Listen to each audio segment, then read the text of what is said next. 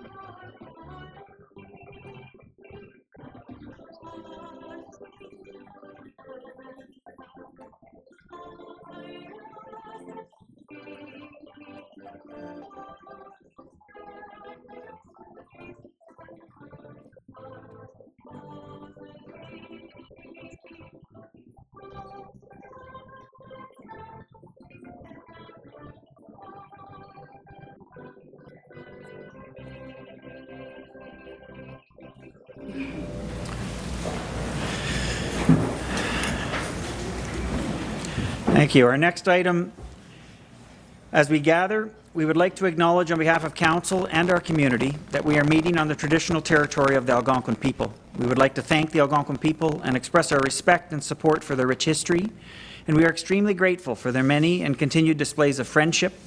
We also thank all the generations of people who have taken care of this land for thousands of years. The next item on our agenda is the adoption of the agenda, and the motion is that Council of the Township of Whitewater Region adopt the special meeting agenda as amended, that will be amended in the minutes. Sorry, I'll rephrase that. That the Council of the Township of Whitewater Region adopt the special meeting agenda. I need a mover and a seconder, please. So moved by Councillor Tabbert, seconded by Councillor Bell. And just 3 discussion points. I'd actually like to amend this motion to include 3 additional items on the agenda. The first being a recent letter of support that we have received a request from the Upper Ottawa Valley Chamber of Commerce for a grant application. So we'd like to add that to the agenda, and you'll see that later on in section 6. Second one is that we would like to extend this meeting past the curfew that has been noted in our procedural bylaw, and that is as a result of this delegation and the delegations that were scheduled to hear this afternoon at 4:30. So we would like to extend the meeting until 6 p.m. And the third item is that we'd like to add in my mayor's address to this current agenda. That typically isn't seen in a special meeting. So can I get a mover for this amendment, please? Or sorry, the mover and the seconder. A friendly amendment. Friendly amendment. You're okay with it? Councillor Bell, you're okay with it? Any discussion from any other members of council on the amended motion before us? None? Okay, we'll call for a vote. All those in favor? And the motion is carried. Thank you. Next item is a declaration of interest. Is there any declarations that need to be made by members of council today on any of the items on our agenda? And none noted. Good. Next, I will insert at this point the address by the mayor to council, and I thought it was appropriate given the fact that we've had a break through the summer, that I'd able to highlight some points for council and members of the public. So welcome back, everyone. I hope that you were able to enjoy this summer break, recharge, and spend time with your loved ones. Today is the first day back is a first day for many in our community, first day back to school, first day off to college or university, and for many of us, it's the first day back to our places of work in full force. In this address today, I want to discuss 3 main points. First, a brief outline for you, the staff, and the members of our community of some of the work that's been ongoing behind the scenes here in the township.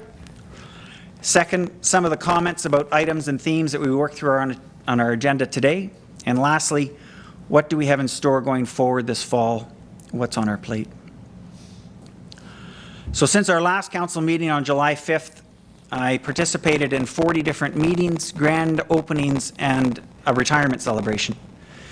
Some of the highlights that I'd like to share include the announcement of a $25,000 grant that the province has awarded to the Township to operate our seniors pilot for another 6 months. There is the opening ceremonies of our two very successful fairs here in our community, as well as the Armprior Fair. Meetings with our library board to discuss their future operations, and the retirement of Debbie Bice, a library employee that served with us for 31 years. We have also had 3 youth in our community that compete at the North American Indigenous Games in Nova Scotia this summer, Nolan and Lana Costello and Victoria Bergeron. Another member has set new records for Eastern Ontario schools and Ontario Federation of Schools for her track events, and is also was awarded a bronze medal in a national competition. That was Quinn Coughlin off of Zion Line. We said goodbye to another pillar in our community, Mr. Jack Ferguson, a long-standing service award receipt member for over 25 years as an elected official. We also had an opportunity to attend 2 Recreation Association meetings where we discussed the Council's decision to reduce the amount of ice operations in the Township. I, along with 2 other councillors, Councillor Tabbert and Councillor Trim, attended the Association of Municipalities of Ontario's conference in London, Ontario, where we were fortunate to be able to have delegations with 6 different ministries, to provide them with feedback from our community and to offer them opportunities to spend provincial money here in Whitewater region.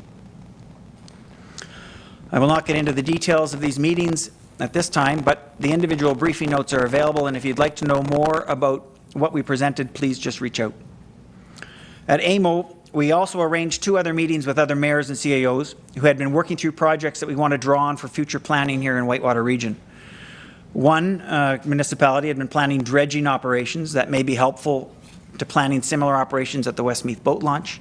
And the other municipality is a rural municipality with a similar profile as Whitewater region, and was successful in building a licensed daycare that will be put into operations this year. In both cases, it was enlightening to learn from these counterparts, and this will help us going forward. Next, some themes that we're going to be discussing on the agenda today, and something that has come up again and again since this term of council started, is affordability. As we continue to invest more and more time into our long-term financial plan, it is clear we cannot afford to continue doing things the way we have in the past. Many of our assets that were built well before amalgamation have started to need replacement, from our arena ice plants to our waste and water systems, from our municipal buildings to the underground pipes and stormwater systems.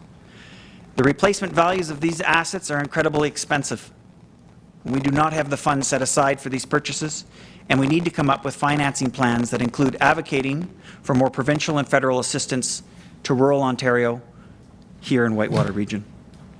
We also must look at how we can reduce these large costs and imagine new ways of doing business. In that light, you will see later in the agenda an opportunity for us to deliver a service to our community through a partnership with Pembroke. One example of a possible option for service delivery at a lower cost. Lastly, this fall is going to get busy very quickly. We have 2 big pieces, our comprehensive zoning bylaw review, 20 years in the making, and a necessary piece to have in place to support development across Whitewater region. We will also be starting our operating plan for 2024 with a view of having it approved and in place before the new year. Plus, we will have new and exciting opportunities within our seniors home support service sector, where we may be able to increase some local services using a grant that has come from the federal government. These are but a couple of the major internal projects on the go this fall, but there are also joint projects with county and our neighbours on things like a transportation review to look at our road network, floodplain mapping to help reduce future flooding, figuring out how we can support affordable housing here and elsewhere in the county, and a possible rural transit pilot grant opportunity. It is an exciting time, and there are many possibilities. With that, let's get on with this council meeting. Good. Next item on the agenda are delegations. So at this point in time, I'd like to invite Mrs. Ann Guest to the podium, please.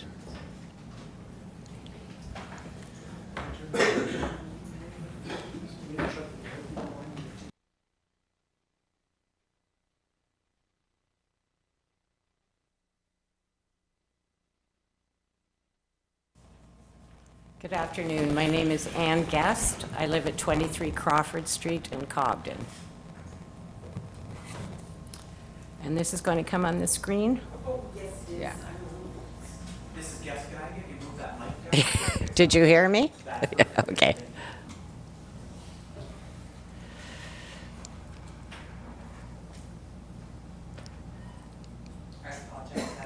That's all right. If it's big enough print, I'll be able to read it from there. If not, I've got a copy here, so.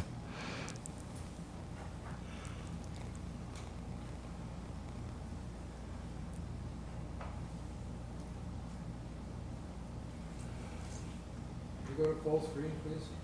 Yeah, it's sort of slow computer. All right, floor is yours, Mrs. Guest. It's not that big.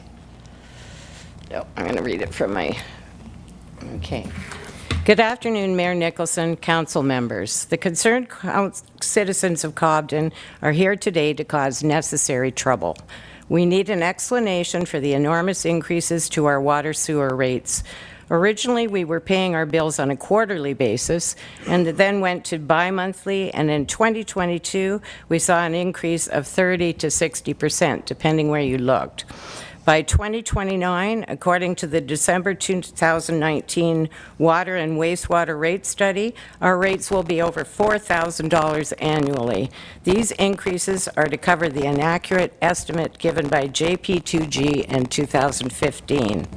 When JP2G first estimated the cost of the building, building the effluent treatment plant in 2015, it was our understanding that it was a Class C estimate, which is generally considered to have an accuracy range of -30% to +50%. This type of estimate should never be used to approve a project, as it is not accurate. In order to get an estimate of $9,246,668, it requires about 10% of the estimated cost to have detailed drawings and specifications, which we doubt was ever done by JP2G in 2015. The contract that Whitewater Council agreed to was $9,246,668. Two people were authorized by bylaw 1509817 to agree to this, the former mayor and the CAO at the time, without any public consultation and without looking at any other tenders. In September 3rd, 2017, Donald Deere and Gary Younghusband, accompanied by Joe Genoda of JP2G, Bob LeGras of RAL Engineering, Susan Collins and Steve Hodson, Whitewater staff, to Port Carling, Ontario, where a plant the same size as Cobden was being built. Their total costs were a little over $13 million. At that time, Donald and Gary suggested that Cobden should have a dump station added to the project, similar to Port Carling, but that was never done. When the group returned, Donald Deere sent a report on September 15th, 2017, of their visit to Port Carling to all of council, the mayor, and the CAO. In this report, Mr. Deere expressed his concerns about the estimate being a Class C and also the total cost of the plant. There was no reply from Whitewater Region. On April 18, 2018, Janet Collins issued a report to Whitewater Council stating that the total cost of the Cobden plant would now be $9,883,356.41. She attributed over $600,000 of the increase to the Part 2 order issued by the Muskrat Lake Association. In actual fact, the increase would have been about $50,000. The total cost of the Cobden plant upon completion is close to $13 million.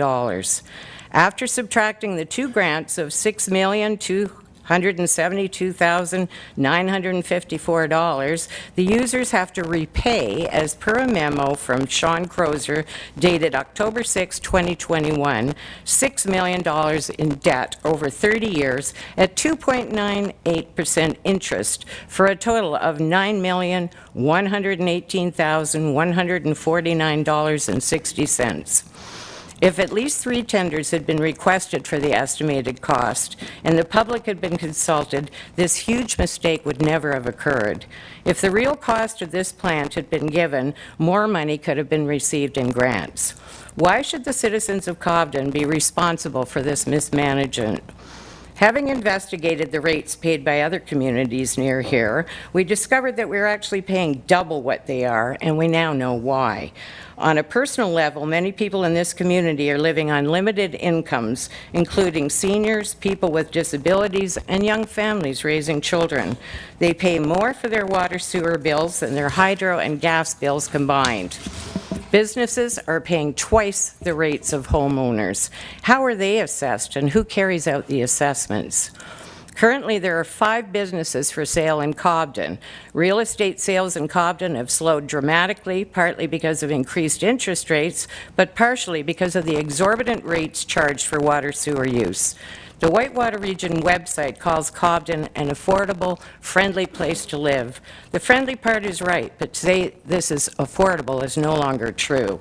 Our taxes are steadily increasing, our garbage disposal is increased by $14, and we now live near a lake that is not safe to swim or fish in. In April and May of this year, for a period of 13 days, 12,800 cubic meters of wastewater was bypassed into the lake because the effluent treatment plant could not handle it. That's twice the daily design capacity. So how effective is this plant, and when will renovations and repairs be needed? Is the capacity of this plant too small for Cobden? We understand that the environmental compliance approval outlines what remedies are required to reduce bypasses of the new plant. We need to know if those remedies are going to put additional financial burden on the users in Cobden. After about 10 years, we understand that the membranes in the new plant will have to be replaced at a cost of approximately $1 million. Will this be added to our annual rate of $4,000? When JP2G sent out the requests for bid, they sole sourced the MBR equipment to a company called H2O Innovations. At the time, we understand that H2O Innovations had no MBR equipment working in an effluent treatment plant. We understand that they did, however, have equipment in the maple syrup business. Why did JP2G sole source the MBR equipment? There are some solutions that we would like to suggest. Number 1, grants could be applied for on the basis of the total cost of the plant, which instead of being $9 million, ended up being almost $13 million. Number 2, council must demand a third-party investigation of the project and the total costs. Number 3, council should ask Mr. Janota of JP2G to appear before them and account for his inaccurate estimate and why the project management and EA costs are almost 3 times the not-to-exceed number of $425,424.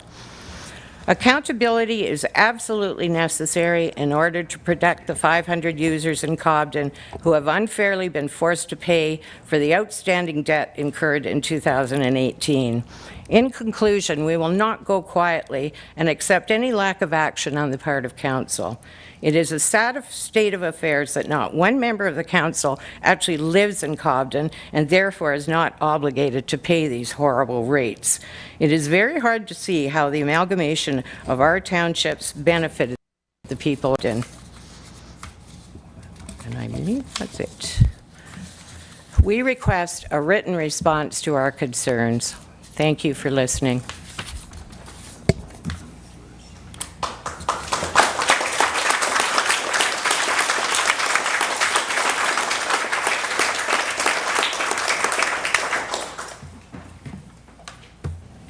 Thank you, Mrs. Guest. I appreciate you putting all that work into it. At this point in time, I'll open the floor up to members of council. Is there any questions or comments that the members of council would like to make? Sure, Councillor Bell. Sorry, just before you start, I'll just make a note, the Deputy Mayor has joined us at 1:25, so. Councillor Bell, go ahead. Hi, Ms. Guest. Hi. I was just wondering, as far as the timeline for the written response, what is your expectation, your group's expectation to go through and address a number of the concerns that you brought up tonight, which some of them, I haven't been able to, this is the first time I'm seeing some of the numbers that you've listed out and the timelines and that type of thing. So as far as a timeline and who would you like the response written from or addressed from? Well, basically from the entire council, because, in the past, I don't think that this has been a whole council activity. It's been, two people that were responsible for everything that happened in 2015, and that bylaw needs to be looked at as well, I think it should be everyone's responsibility to deal with this, and the sooner the better. I mean, we're scheduled to go up another 5% in the next budget, and it's just excessive, and you may have seen the CTV articles on last week twice, and they looked at Pembroke, they looked at Petawawa, and I know we built a new plant, but we're still paying way, way too much for, 500 people being responsible for that error is just not fair, And the communities you reference, as far as the community that Cobden residents are paying double the prices on, you're specifically talking to Pembroke and Petawawa specifically? Well, those two, but we've looked at Eganville, we've looked at Renfrew, we've looked at a lot of communities around here, and there was a professor from Lakehead University that spoke and said the average cost of water sewer in Ontario is $1,400 a year, and we're paying almost $3,000. So, it's just very, very clear that that we're being, how do I put it politely? Well, gouged. Yeah, gouged is good. And yeah, I want to make it clear too, this is not a personal attack on this council, because most of you were not present when all this happened, and this is just a call for help, basically. Yeah. Anything else, Councillor Bell? No. Good. I just have to remind the crowd, just according to our procedural bylaws, the delegation is the only person authorized to speak. So, Mrs. Guest, will funnel our responses through you. More than be it known, we do recognize the number of people in the room, but I have to control who can speak and at what times. Excellent. Other questions from members of council? Questions or comments? I'd also like to introduce Donald Diera, who is a consulting engineer and who has helped me gather all the facts that we needed. And he drove he's a former resident of Cobden, and he drove all the way from Ottawa because he's very passionate about this and about the condition of Muskrat Lake. Okay. Thank you. Okay. Councillor Moore. Thank you, and Donald, for putting so much time into this. This is the best report I've seen so far on what has happened from 2017. So I am in the dark on some of this as well, being my second term of council.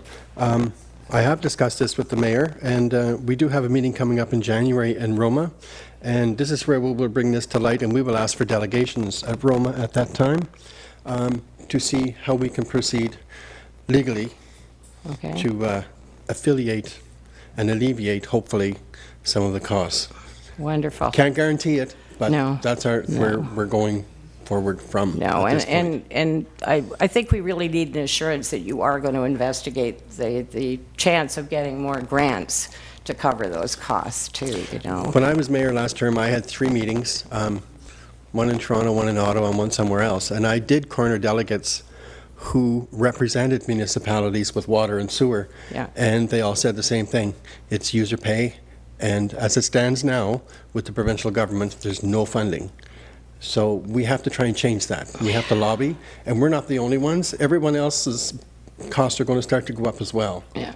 It's nice to say that the average is $1,400, but do they have reserves? How old is their equipment, Yeah. et cetera? And we're running into that now. We just did work in Beachburg last year, and we're going to have to do more work in Beachburg because it's all coming of age. So this is part of the reason why we need an increase, but Will that come out of our taxes, or? well, no, each user, water is now based on everyone's paying the same. Well, that's not No, true. no. That's Her- not true, because Beachburg's not paying what we're paying. Westmeath is not paying that, and neither Westmeath is doesn't have Haley. water. There's Yeah, only I the three know. services. They don't have that plant, you know, so No. the plant that we have. No. But that's where is the benefit of amalgamation for people in Cobden?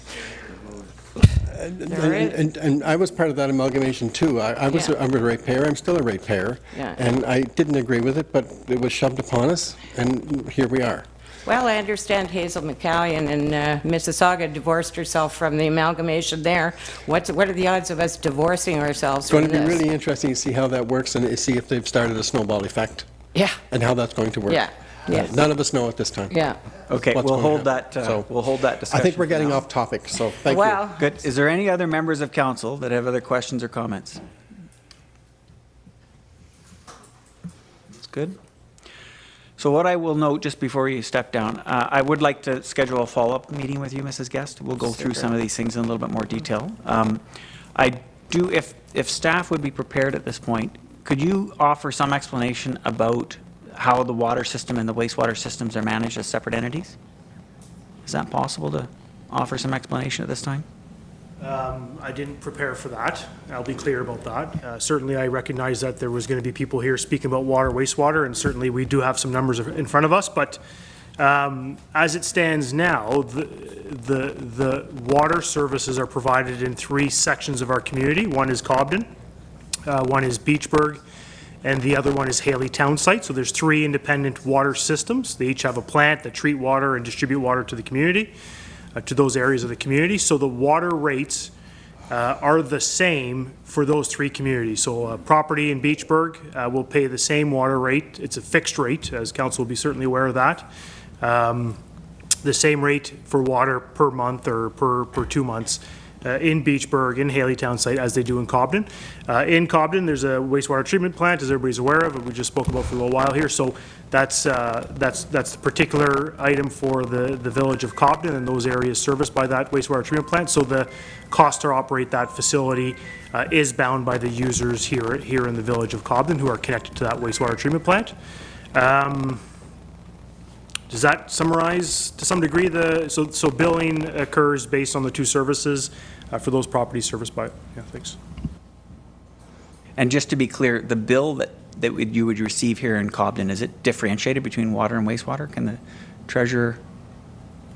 Yeah, I can answer that. So the bill will actually state water charges, and the other side of the bill will state sewer charges. So there's one code saying sewer residential, sewer commercial, and then the other part would be sewer residential, sewer commercial. but the way it was done initially too was very sneaky. You know, we went from every 3 months to every 2 months, and I looked at my bill. Yeah, and we went from every 3 months to every 2 months, and I looked at my bill and thought, oh, that's cheaper. Then I realized it was bi-monthly, Yeah. and so they had raised the rates that way. And then we saw these huge increases. And I have to say, too, that many people, I mean, I'm the spokesperson for these people, but many people phoned and requested information and complained, and absolutely nothing was addressed. So that's why we got this group together to talk, you know? Perfect. Councillor Tabbert, you go ahead. Just out of curiosity, do we have the number of what each household or business pays, since it's all the same?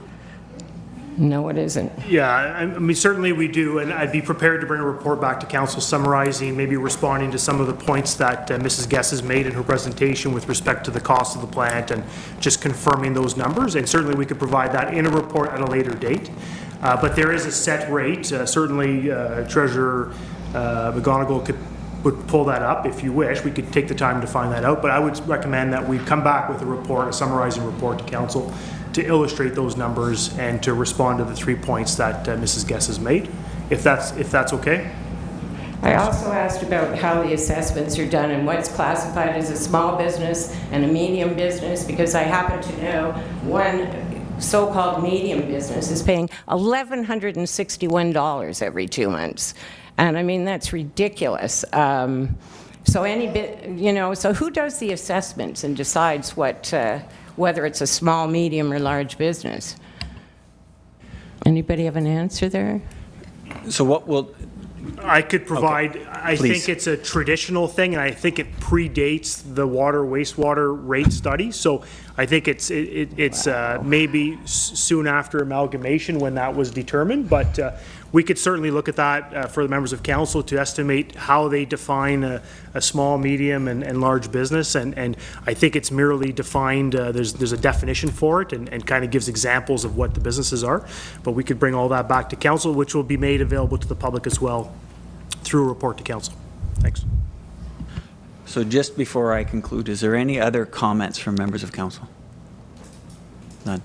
So Mrs. Guest, I'll just tell you my approach to how we'll deal with this. Okay. As recommended by the CAO, we're going to ask staff to come back with a fulsome report that'll work towards trying to provide some context for some of the questions and information that you've provided in today's presentation. And you're Okay? willing to apply for grants? So I'll jump into the second and third and my fourth point. Okay. Okay? So the second one is that we are going to advocate, and I've already touched base with the warden of the county, Warden Emo. He also sits on the boards of two organizations called AMO and ROMA, Okay. Rural Ontario Municipalities of Ontario, and the Association of Municipalities of Ontario. And we will ask them to help us address the provincial government affordability Okay. for rural Ontario, because this is a significant issue Yeah. for us, but there has to be other people going through similar challenges. The second thing is we'll continue to advocate for grants. At AMO, we did one grant presentation looking for a $4.2 million investment into the infrastructure here in Cobden specifically. That infrastructure investment would replace and update some of the underwater pipes that service our water and sewer.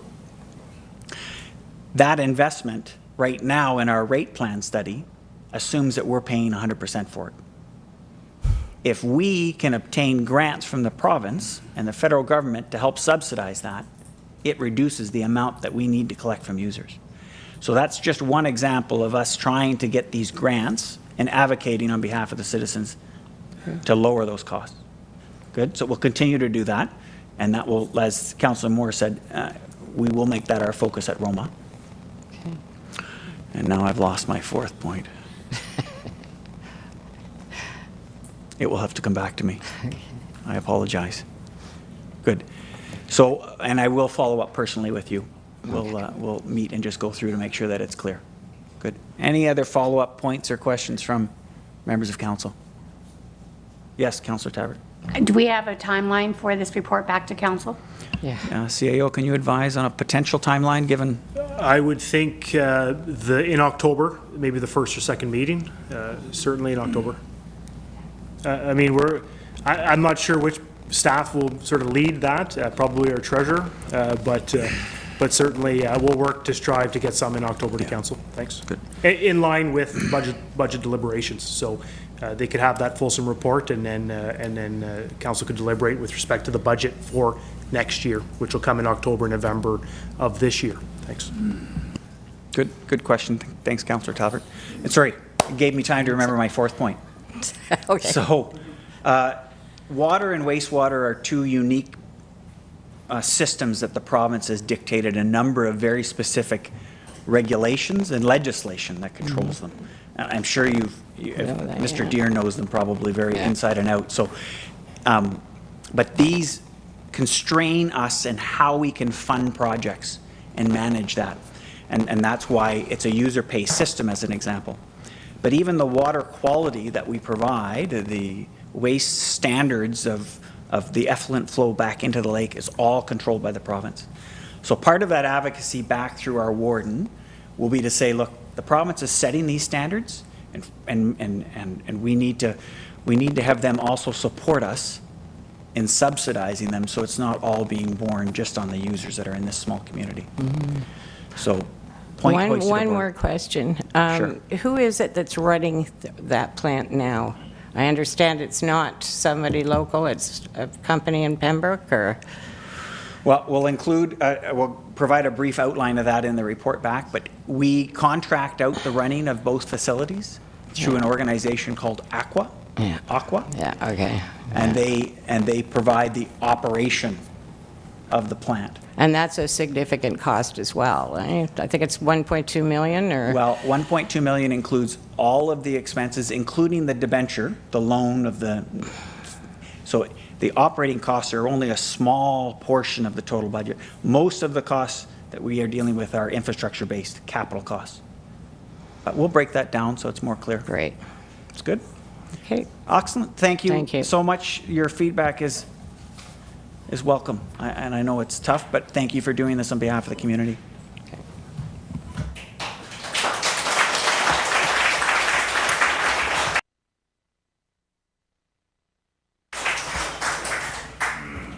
So what I'd like to do is we'll take a 5-minute recess, just to give people a chance to leave if you want to leave before we get into the other business of council. So a recess from 1:41 to 1:46. Thank you.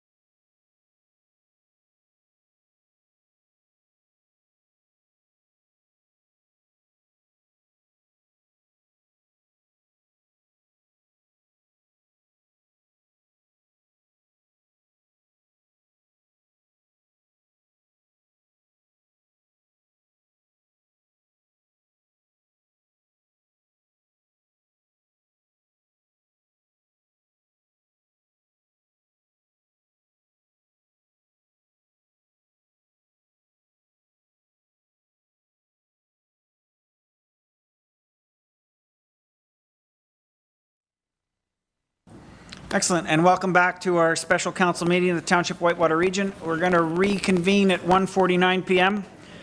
and move on to agenda item number 5, drinking water quality management system endorsement. I'm sorry. We're going to move into closed session.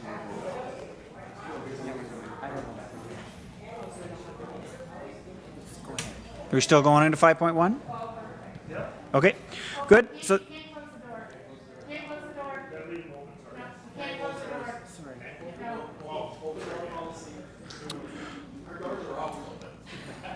okay, 5.1.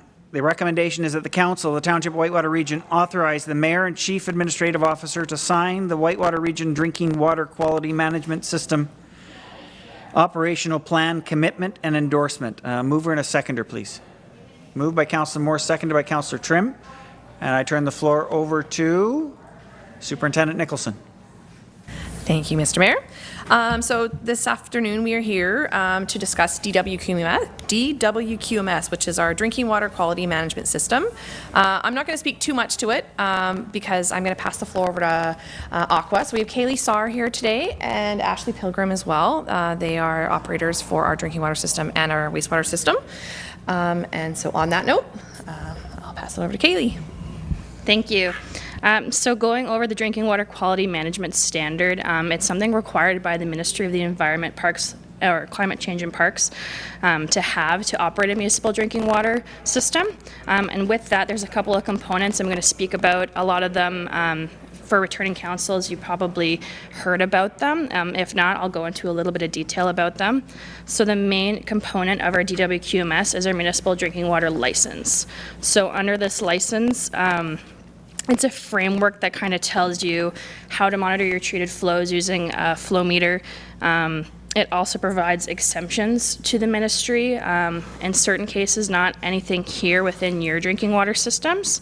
They also are required to be renewed every 5 years. So they were last renewed with you guys in 2020, and they'll be coming up for renewal in March of 2025.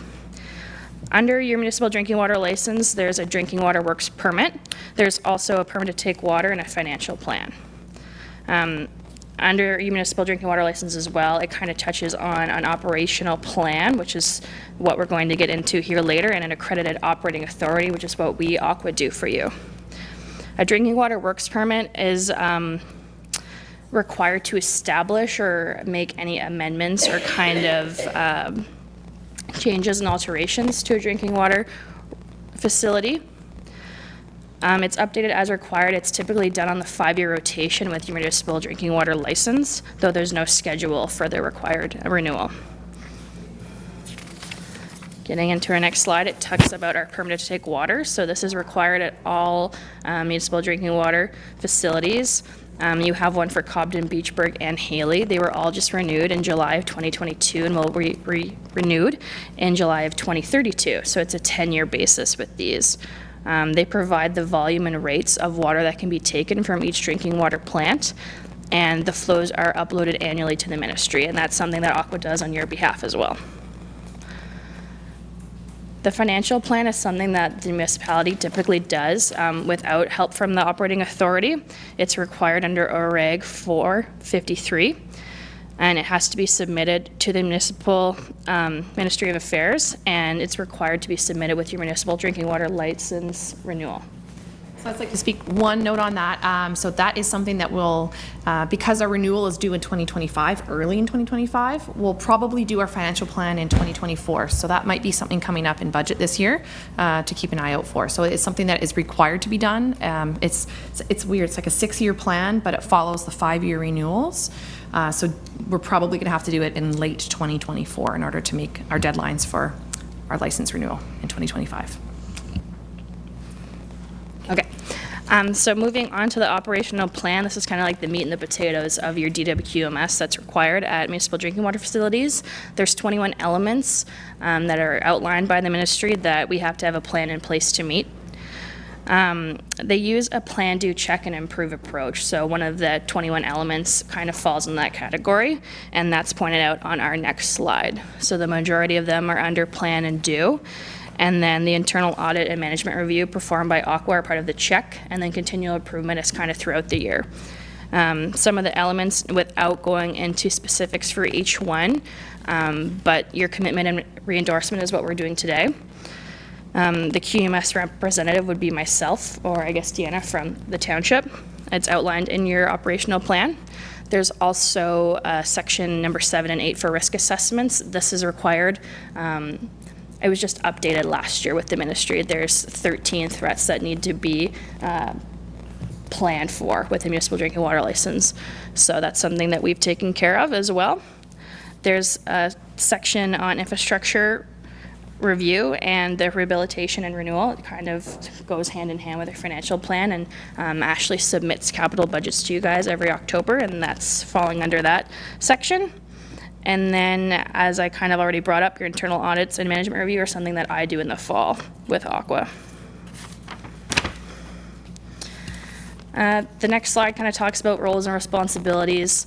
You guys, as the owner, are supposed to submit the applications for the renewals, though Aqua has taken that on for you guys. We're both required to ensure compliance with the Safe Drinking Water Act.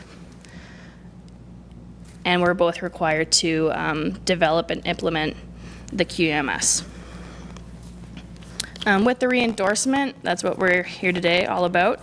Representation from Aqua's top management and the Township are required to sign. So in the case of the Township, it's the mayor and the CAO. There's no legislated requirement for a renewal, but it's generally done on any major changes. In this case, it's a change of council. The last endorsement was done in 2019, so it has been 4 years. Since 2019, the main changes that have been going on in the operational plan are a lot of terminology-based ones. So with the ministry changing their name and the acronym, we've updated that throughout the plan. Sections 5 for the operational plan, document and records control had a little bit more detail implemented into it as to where the plans are stored, where your logbooks are kept. So we've made sure to update that to follow suit.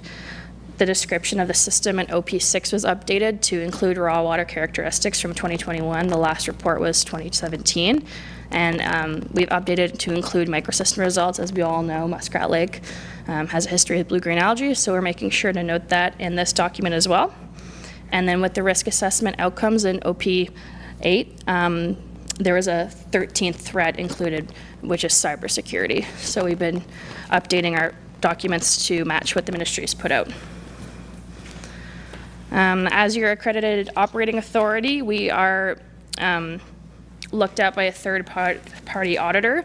In this case, it's SAI Global. So on a 3-year rotation, they'll audit us to make sure that we are doing our job for you guys. The first year surveillance, the second year is also surveillance, and then they come on site and do a 3rd-year reaccreditation audit. So we were last reaccredited in 2021, so next year they'll be on site to reaccredit us once again. So if there's no questions, or if there are questions, I'm happy to answer those as well. Good, thank you so much. I will open the floor to questions. Councillor Moore. Thank you for that. I think I've sat through something like similar to this. One slide brought a question to mind. It's raw flows. Is the raw flow amount the same for our wells as the lake, or do they each have different, going by size of motors or storage, or how is that come about? They're each rated differently based on the equipment that's available and the population that they serve. Okay, thank you. Any other questions? I do have a question about the financial plan. The financial plan that they ask for, 5 or 6 year one, it's inclusive of capital and operating? It is, and it generally is reflective of a rate study. So typically municipalities will do a rate study, and the financial plan is basically the same thing, just in a different accounting order. It's kind of hard. They have a different way that it's laid out, but they're usually done sort of simultaneously. They're reflective of the same data. It's just a different way that the province asks for the financial plan to be laid out. But yes, it is inclusive of capital and operating expenses. Perfect. I'm wondering if we can get a copy of the last financial plan that was submitted. Yep. So there was one done at the same time in 2019 when Watson did the last rate study. It was done at the same time, the financial plan. So, yep. Perfect. It's available. Yeah, if you can distribute that to council, please. Councillor Moore? Speaking on that, can we do the projection, or do we need Watson Mechanical to come in and do another survey per se, or can we actually do that in-house? I would have to ask the treasurer if that's something he's capable of, but typically it is something done by an external party like Watson. I do believe Aqua offers it as a service as well, but it's typically done by an outside accounting firm that also helps with your So rate sorry, setting. just to back it up, just in case you want to change your question. So there's two things, the 6-year, 5-year financial plan that Superintendent Nicholson ramrods, right, with Aqua? Sorry, say that again? You lead the 6 to 5-year plan. Yeah, so that's prepared in anticipation of us applying for a drinking water license, which is always has to be done at the same time as you're going to submit our drinking water license for our application, whereas typically municipality might do a rate study when they feel it's necessary. But typically, they're usually done together because they use the same data. Good, and I believe the rate studies are mandated every 10 years. Yeah, I think that's what I read in the manual. So the two different studies, one's every 5 to 6 years, one's, let's say, for the sake of argument, every 10 years. They are done in conjunction. And do they typically, both plans, I believe, have to cover 10 years, but the financial plan has to be renewed every 6. So they may have part of the data that doesn't change, and then you're kind of reforecasting out. So it's sort of keeping your renewal. And you can renew it faster than that if there's been a significant change in the system or if it warrants it. But at a minimum, you have to renew it every 6 years. But it includes, at a minimum, 10 years of information. Does that help, Councillor Moore? Yes, follow up to that then. So do we have to have a review if we wanted to increase our rates? Yes, please, CAO. So the water wastewater rate study is over a 10-year cycle. Council, at their discretion, can go by the plan or go with their own percentage increase or decrease or whatever it may be.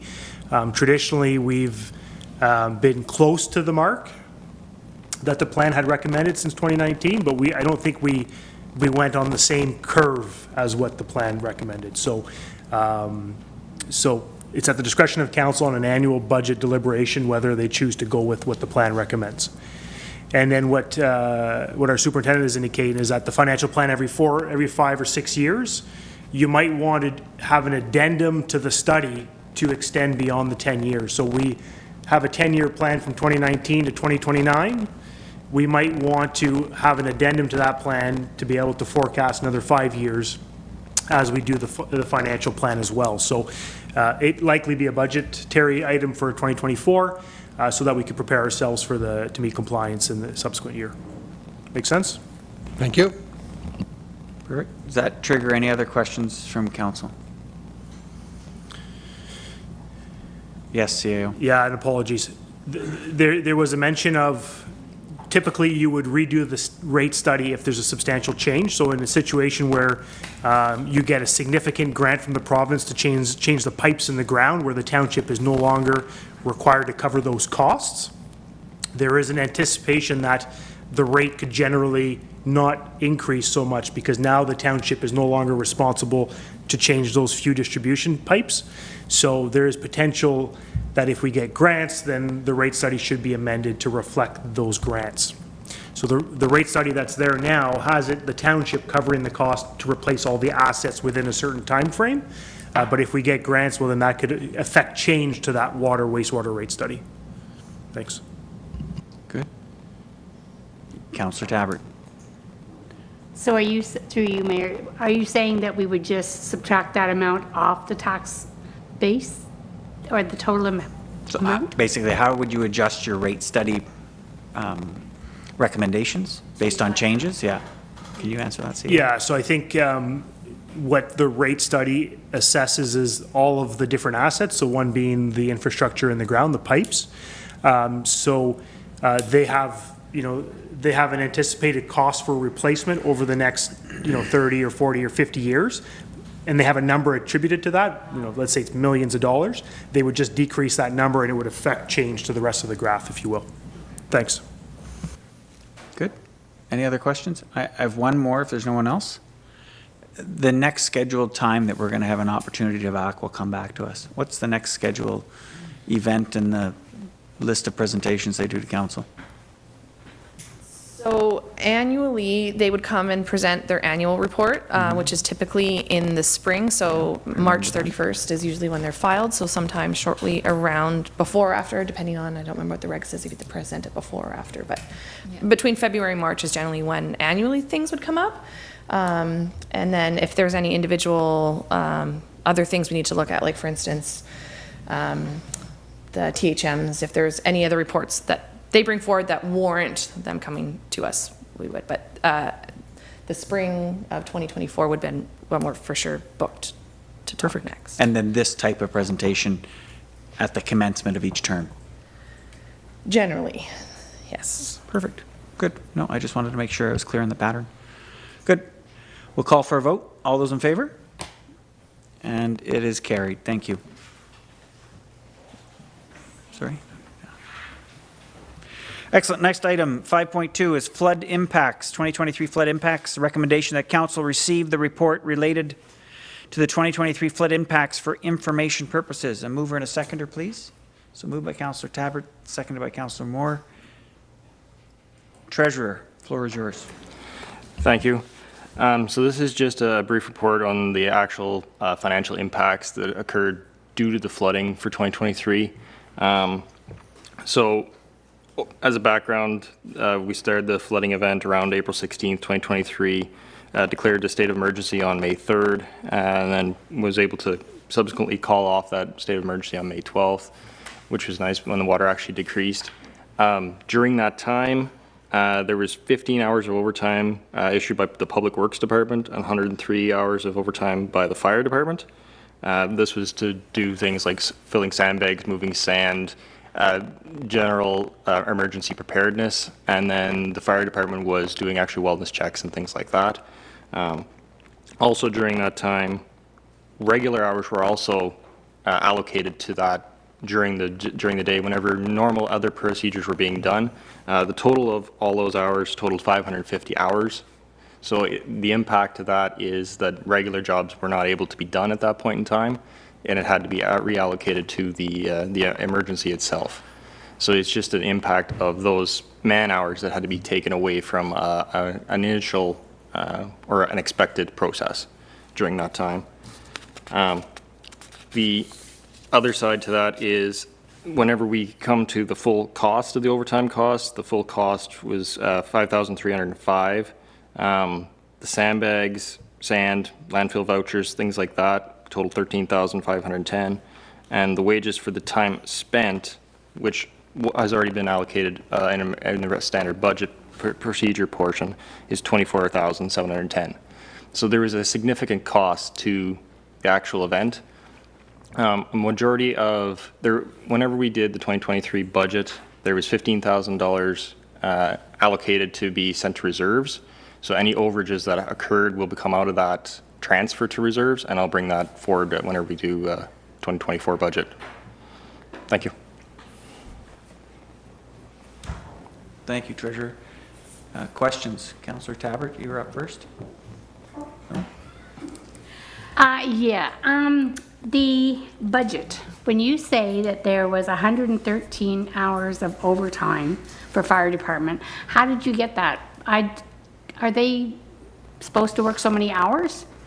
So I took it as any time that they were working on, this was our salaried firefighters, not the volunteer ones. So anytime they were over their standard hours, so like our fire chief has a standard set of hours, anything over that, I classify that as overtime.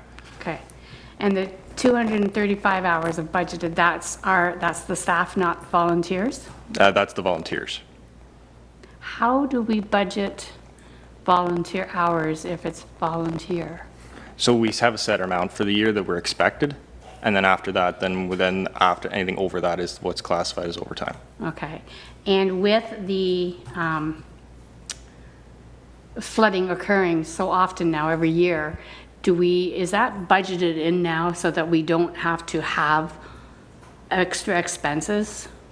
So some money was budgeted in 2023, that hence the $15,000 set to reserve. The plan of the reserve was so that if an event like this was to happen, there was some money set aside to cover those expenses. And there is some reserve sitting there right now that we'll be able to dip into. And that's kind of the plan of whenever you set up a reserve for money, because we don't know this is going to happen every year. We hope that it doesn't happen every year. And so we plan for the future that if it does, there's money set aside to fund those pieces. You don't think it's going to happen every year? It has been happening every year. Not to the extent it happened this year. No, Three times in the last 6 years, Yeah. so it's not every year. So we don't provide sand and sandbags every year? There hasn't been a requirement in every year. Okay. But we spent 43,000 and we only have 15,000 for it. 15,000 was allocated for reserves this year. There was about $50,000 in reserves already, so it is fully funded. It's just that reserve will be depleted by this, and now we just have to work to go back to fill that reserve back up again. Okay, is there any chance, Mayor, that we could put more in reserves every year so that we don't have to have this expense when it does happen? That's an excellent point, and I encourage you to bring that up during the budget process when we're prioritizing where we're going to put the money we have. Okay, thank So you. back onto you. No, that's all I had, thank you. Good. I'll be looking for that budget proposal. Good. Councillor Moore. My question was answered, thank you. That's good. Anyone else? Questions or comments? Okay, I'm going to highlight 2 or 3 things. First one is, in the case that we got approved to do DREO for this emergency event, DREO is the disaster recovery assistance that's provided to Ontario residents from the province for primary dwellings. It also includes the ability of the municipality to claim back and get money from the province. But the minimum threshold is that you spend 1% of your budget before they do anything else. So it's basically, that's the deductible on the provincial payout. We hit 0.6%. That's correct, in yeah. your report. So we weren't even close. So the province, when we met with MNRF ministry at the AMO delegations, we raised this point to him, that consistent years, or 3 out of every 6, where we hit 0.6, we hit 0.7, we hit 0.8, there is an impact on our community, and we cannot claim it. And that's not being taken into account when we have these repetitive emergencies. The second thing we raised to him had to do with the hours that the treasurer has calculated that have been taken away from all other business operations. So I can't remember off the top of my head. 550 hours? Good, so I got it. 550 hours in 9 days. If that emergency had lasted longer, we would have lost more hours. That's 550 hours that the firefighters weren't training, that the public works guys weren't brushing, they weren't ditching, we weren't filling potholes. We were focused on the emergency, rightfully so, to make sure that our residents were safe and property damage was minimalized. But there is a cost to it. And we're seeing that cost in some of the other businesses that happen. So again, that was the message we were sending to the province. It's not simply 1%, let's move on to the next problem. There are other impacts on us. So Treasurer, I thank you so much for keeping that kind of records, and I would encourage you that in any other emergency we do the same so that we can make that point to the province. That's good. Is there any other points or questions from anyone else? Sorry, and I keep having to remind myself to look at the Deputy Mayor. So shout if I miss you, please. Okay, we'll call for a vote. All those in favor? And it's carried. Thank you. Good. Next item, the annual accessibility status report. The recommendation is that the Council of the Township of Whitewater Region receive the Township of Whitewater Region's 2023 accessibility plan status report attached to this report. Mover and a seconder, please. Moved by Councillor Trim, seconded by Councillor Moore. And who am I sending this over to? Clerk, please. I guess to start off, every year we have to do an accessibility report. This report gets posted to our website just to show that we did do it. It is legislated by the OADA. Sorry, I'm wrong. It's a standard that we are supposed to meet to show that we are making steps to improve accessibility. The annual report was audited this year. We passed all of our compliance. It's not an issue yet, but will be at the end of the year that we have to do a new multi-year accessibility plan, as it does expire at the end of this year. And they noted that some of our accessibility policy, our customer service policy, there was a few things that were not worded correctly or not maybe missed out, so that is also going to come forward in another report. So just to highlight some of the highlights, I guess. We have to do accessibility on customer service, information and communication, employment, transportation, and building environment. We are working towards training staff on accessibility components. Information and communication, we're trying to make sure that our website is updated. We did go through a very big website in 2021 that updated to make sure that it was all compliant. Employment, training staff again on ensuring that they have all the components for legislation, any transportation, which we don't have, but if we did, it has to be sidewalks, etc. And any design spaces have to be accessible. So this is just saying that we did the compliance report through AODA. It's been posted on the website, and we just have to pass a couple extra bylaws to be 100% compliant. Any questions? Does that trigger any questions from anyone? Yes, please, Councillor Tabbert. One of the things that I heard during the presentations for the arenas was that Cobden is not accessible. And it is the main one right now. Is it accessible now, or will it be by the time we begin operation this month? So, short answer is, if it wasn't accessible a month ago, it's not accessible now. The only time we have to bring things to a standard is when major repairs are done, and as far as I know, there hasn't been any repairs, so. So what I'm going to do, just interrupt here, I'm going to get you to hold your question, because I have the same question, but it's under 5.5. So let's look at 5.5. This being the report on our current status of what we're doing, okay? And then when we look at our multi-year, we can talk about that point. Fair? Is there any other questions on this? Good. We'll call for a vote. All those in favor? And it's carried. Thank you. The next item is accessible customer service policies. So again, related to what was found in our status report, this is the actual update to meet the requirement in that report. So the recommendation before us is the Council of Township Whitewater Region enact a bylaw to amend the accessible customer service policy. A mover and a seconder, please. Moved by Councillor Moore, seconded by Councillor Tabbert, and back to the clerk.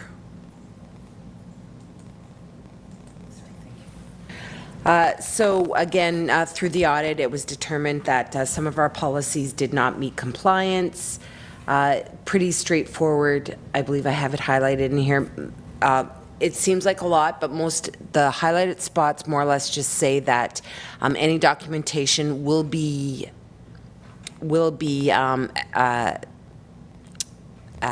if you ask for it in an accessible format, that we will provide it to them.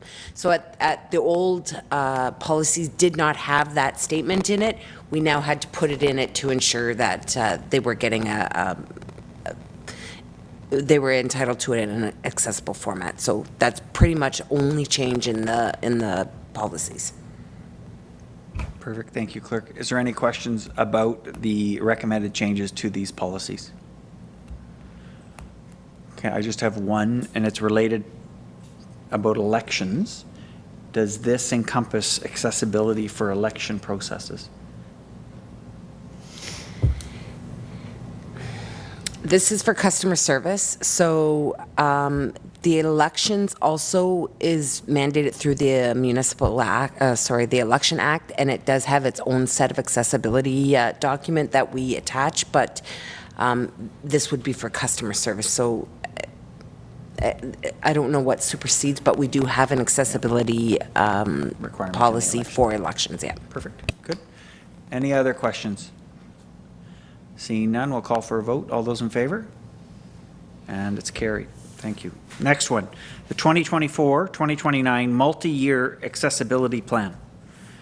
Recommendation is the Council of Township Whitewater Region enact a bylaw to approve the 2024-2029 multi-year accessibility plan. A mover and a seconder, please. Moved by Councillor Morris, seconded by Councillor Bell. Good. And clerk, if you could walk us through this, please. More time, okay. So again, this just follows up with the other two items I just had. We put together a multi-year accessibility plan, which is going to start January 1st, if approved, go through till the 29th. We are required to touch on, I believe it was 6 areas. Governments and reporting, customer service, communications, employment, accessible movement, so transportation, and design of public spaces. So this plan is widely generic, only because budgeting is coming up. We're not sure. We want to make sure we stay compliant and stay one step ahead, and by gearing it down wasn't, I don't know if the CAO has more to say, but pretty generic. Training is a definite must this year. We're still moving forward with it, and we want to make sure we stay ahead of the game. If you have any questions, Good. Did you want to add something, CAO? I would just say, I think what our clerk is trying to note is that the previous multi-year accessibility plan had identified specific projects that we would do over the next 5 years. In the case of this proposed plan, it itemizes areas where we need to examine and support within our community. So when we're looking at a transportation project, we need to be cognizant that accessibility is a matter that we need to incorporate within those projects. So it's more broadly defined in this plan, seeing as we haven't really developed sort of a 5-year project plan. So I think what we need to do with this is communicate it to staff so that when we have an annual report that comes back to council, we could say, out of these 5 critical areas, here's what we've done. We had a site plan for this commercial development. We incorporated lowered walkways to support accessibility into the business, stuff like that. Just if you read through the plan, it indicates areas where we need to identify opportunities for accessibility. Thanks. Perfect. And you hit on one thing I was going to ask you to amplify was just transportation, and that includes active transportation, sidewalks, trails, access points, such as lowering the sidewalks. Good. Is there, now, Councillor Tabbert, I'll go to you first. Or actually, sorry, I should offer. Councillor Moore, do you have any questions or points on this one first? Yeah. I do, but absolutely nothing to do with what you two are going to talk about. Okay. My question is to the clerk. I see item 5.3, 5.4, 5.5. Are these all going to be individual, or are we going to have one file for accessibility and all these will be listed underneath? Or are we having individuals? So just to be clear, that 5.3 is a report on the year. 5.4 is a number of policies that have been updated. And 5.5 is the actual plan, a 5-year plan. But I'm just thinking 6 months from now, if we try to look up one of these, is it going to be hard to find? Because there's going to be different allocations for accessibility in different files. You're asking for the accessibility plan to be accessible. To find out if all this would be inclusive. Good. So I think we can ask staff to just ensure that it is quite confusing to see the 3 of them. I had to walk through it a couple times. When we post this online and make it available to the public, can we make sure that it's clear how it works? Is there something to clarify? Yes, please. So the multi-year plan and the accessible, the policy updates have to be done by bylaw. They have to be approved by bylaw, but the status report is just something that I can post on the website to show that we are in compliance. Okay, I'm just thinking of the future, trying to find them, that's all. No worries. Councillor Bell, you were my seconder. That's good. Councillor Tabbert, your point from the previous agenda item. I just need to know if we're getting that arena updated, whether we need construction or not, or whatever you said we needed, sorry. Because if we're only going to have one arena, I want to make sure that all residents and visitors can use it. Perfect. So can we just, I'll reword your question if that's all right. What process does staff recommend for us to look at the accessibility of a specific building such as the arena at this time? I would say that there would be direction from council for us to bring forth a report on the degree of accessibility of a facility. So I understand during the consultations with respect to our arenas, there was a question about access to our facility by people with accessibility barriers. So I think if council gave a direction to staff to report on the constraints and the anticipated cost to make a facility accessible, then we could report back to council on that. Would that answer your question? It's a bit of a length, it takes a bit of time to do, but we do have reports that were prepared for some facilities on how to make them accessible. And there's substantial, to make those improvements, there's substantial costs associated with it. Yeah. No, that's perfect. Councillor Tabbert, you got a follow-up? So we have the reports already, they just have to be updated? Is that what I'm hearing? The reports probably don't need to be updated, but to make, for example, if we use the Cobden Arena or Astrolabe Arena as an example, to make the facility fully accessible, you're talking a pretty grandiose project. The dressing rooms are not accessible, the washrooms and the dressing rooms are probably not accessible. It's just because the year of construction in the 60s, the door frames were not wide enough and stuff like that. But we do have a report, gladly share it with you, Councillor Tabbert, as it pertains to to that matter. I would appreciate seeing the report. Yeah, for sure. Good, so we'll back this up. What you'll notice in the 5.5 report is it talks about the obligation for us to consider making things accessible when we renovate them, right? Which means find the money, if you're opening that wall up, replacing that door, replace it properly, as an example. Completely redoing a building to make it fully accessible is a separate initiative and not required by this accessibility plan. So it's do it as they come up kind of situation. Is that fair to say?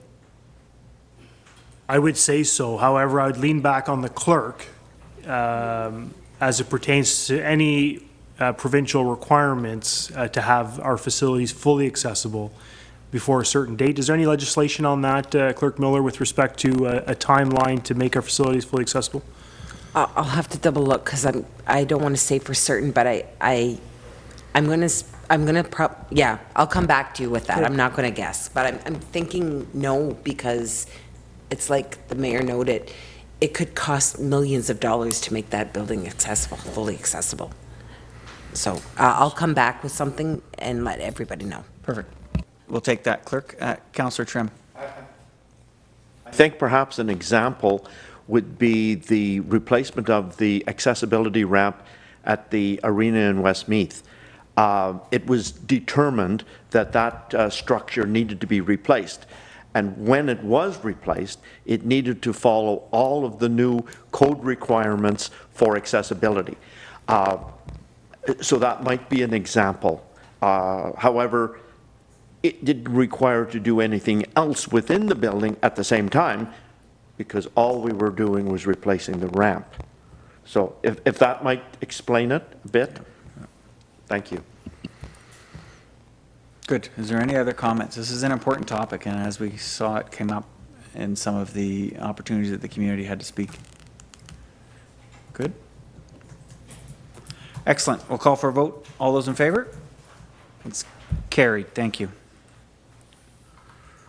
Next, 5.6, Library Board Appointments. Library Board Appointments, recommendation that the Council of Township Whitewater Region enact a bylaw to appoint new members to the Whitewater Region Public Library Board. A mover and a seconder, please. Moved by Councillor Tabbert, seconded by Councillor Trim. Good. And clerk, please. This one's simpler. This is an appointment that we've seen many times come to council. Currently, board members are Cindy McAllister, she's the chair, Monica Lagrada, treasurer secretary, and Jim Butterworth. And as library lead, we have Councillor Tabbert. This new bylaw that, if passed, will come later on in the meeting, and it's going to propose that we add Deputy Mayor Kathy Rieger as another council member, adding Angela Butterworth, a resident, Mary Clark, another resident, and Susan Berg. All three applicants were circulated to the board, and they were very happy with them. So this is just bringing forward a proposed bylaw so that we can pass new members to the board. Thank you, Clerk. And I'll just add, in consultation with the library board and the current council lead for the library, and the fact that they're working on maintaining the right number of volunteers to make up their board, I have asked the deputy mayor to consider becoming an additional council member on the board, and that's why you see the appointment before us today. Good. Does that lead to any other questions? Or Deputy Mayor, do you have any comment that you want to make? None? Yes, please. Thank you. No, I just want to say I appreciate this opportunity, and I am looking forward to working with the board. I did sit on the library board for, I think it was 6 or 8 years. So I'm looking forward to rejoining and moving forward. Thank you. Thanks, Deputy Mayor. Any other questions or comments from members of council? Seeing none, we'll call for a vote. All those in favor? And it's carried. Good. 5.7, amendments to the Human Resources Policy and Staff Training Day. The recommendation of the Council of Township Whitewater Region 1, amend Schedule K of Bylaw 21-07-1404 to incorporate the National Day of Truth and Reconciliation. 2, update to the Schedules B and M of Bylaw number 21-07-1404 to update the health and safety and workplace violence and harassment prevention policies. And 3, approve the closure of the municipal office on Thursday, October 26, 2023 for the annual staff training day. Mover and a seconder. It's moved by the Deputy Mayor, seconded by Councillor Moore. CAO. Yeah, thanks so much. So 3 items here under consideration with this motion. So number 1 is to incorporate the National Day of Truth and Reconciliation within our human resource policies. So back in 2022, the federal government proclaimed the National Day of Truth and Reconciliation as a public holiday. Within our policy, it reads that observed by the township are any other days proclaimed hereinafter by the federal and provincial governments. So this modification to the policy will just incorporate this day within our table of statutory holidays as number 1 with respect to that. And then the second thing is that when this day falls on a weekend, then in some instances, holidays that fall on a weekend are observed the following Monday. However, in this case, to better support staff, we would have this day become a float day. So in this case, this year, this day falls on I believe it's a Saturday. So as a result, staff would be provided a float day. And that is similar to our Remembrance Day that we observe as well as township employees. Second item is the update to the health and safety and workplace violence and harassment prevention policies. So annually, as a requirement under the Occupational Health and Safety Act, the township as an employer has to update those 2 policies. So in this case, there are no changes other than we're going to have an updated date. So it gives us, as the employer, an opportunity to review our current organization and to assess any changes to these policies that are needed based on their use. But in this case, no changes are recommended. And then the last item is for council to approve the closure of the municipal office on October 26th for an annual staff training day. So this is common practice from the past. So the previous term with my predecessor, Mr. Tremblay, he used to hold 1 or 2 of these a year, and it's an opportunity for all staff to get into the same room, to sort of align on our priorities, to better understand council's direction. So it's an opportunity for us to all sit there and have some training. So one would be the health and safety. We discussed that to make sure staff understand their obligations around health and safety. Other matters would be the accessibility plan. So we might talk about accessibility and how staff could identify barriers with respect to their workplaces. But among other things, it's an opportunity just to get together and better understand where we stand with respect to direction from the CAO to staff. So proposal is October 26th, and it would be the first annual staff training day in about 18 months, so it's a great opportunity to do this. I'm glad to answer any questions if council members have any. Thanks so much. Thanks, CAO. Deputy Mayor, I'll turn the floor to you first. Thank you very much. No, I think CAO has explained it very well, so I have no questions at this time. Thank you, Mayor. Councillor Moore? Just one. I'm just wondering, item number 2, health and safety and workplace violence and harassment prevention policies. If there's changes, would council be informed of the changes or brought up to date? Yeah, certainly the policies adopted by bylaw. So any changes to those policies would need to be adopted by council via bylaw. In the present case, there's no changes to the previous policies, so there's no changes at this point. Thank you. Other questions from members of council? Councillor Trim. Yeah, I'm very pleased, Mr. Mayor, to see professional development for staff being given a priority. It never was in the past, and I always thought that was an oversight. And so this is great news, and I really like, not to put more pressure on staff, but I'd really like to know how the day went after the day. I'm just for interest, because that's the sort of thing I'd like to pass on to the public, so that they know that the staff are engaged and being upgraded and being kept abreast of what's new in the legislation and general best practices. Thank you, Mr. Mayor. Thank you, Councillor. Maybe just a verbal summary that can be provided. Yeah, maybe an internal memo to council for sure. Yeah, thanks. Appreciate that. Councillor Tabbert, you had your hand up. Okay, I read over all of this. I thought it was very interesting, and I had a few questions, but Clerk Miller was able to answer one. But as I read this again, because I wanted to see, as you know, I'm the lead on the fire department. So under the corporate policy, it says, F, volunteer is defined as those who offer their services of their own free will without monetary reimbursement or compensation. So my question to her was, would the volunteer firefighters be involved in this staff day? And she said no, because they're volunteers. However, they do receive compensation. So I think we need to look at I don't know what we can do with our fire department. And I have to admit, I did not speak with this with the chief. It just clicked with me now when I was reading this. So I'm not sure where our volunteer fire department falls under this, but I think we need to change the definition of volunteer somehow. I'm not sure. But anyways, it's just something I just noticed now, and I would put out there, and I know Deputy Mayor Regular would probably have to help out with this, because I just don't think we can put those who offer their services of their, yes, our firefighters give of their own free will. I understand that, but they do receive monetary reimbursement.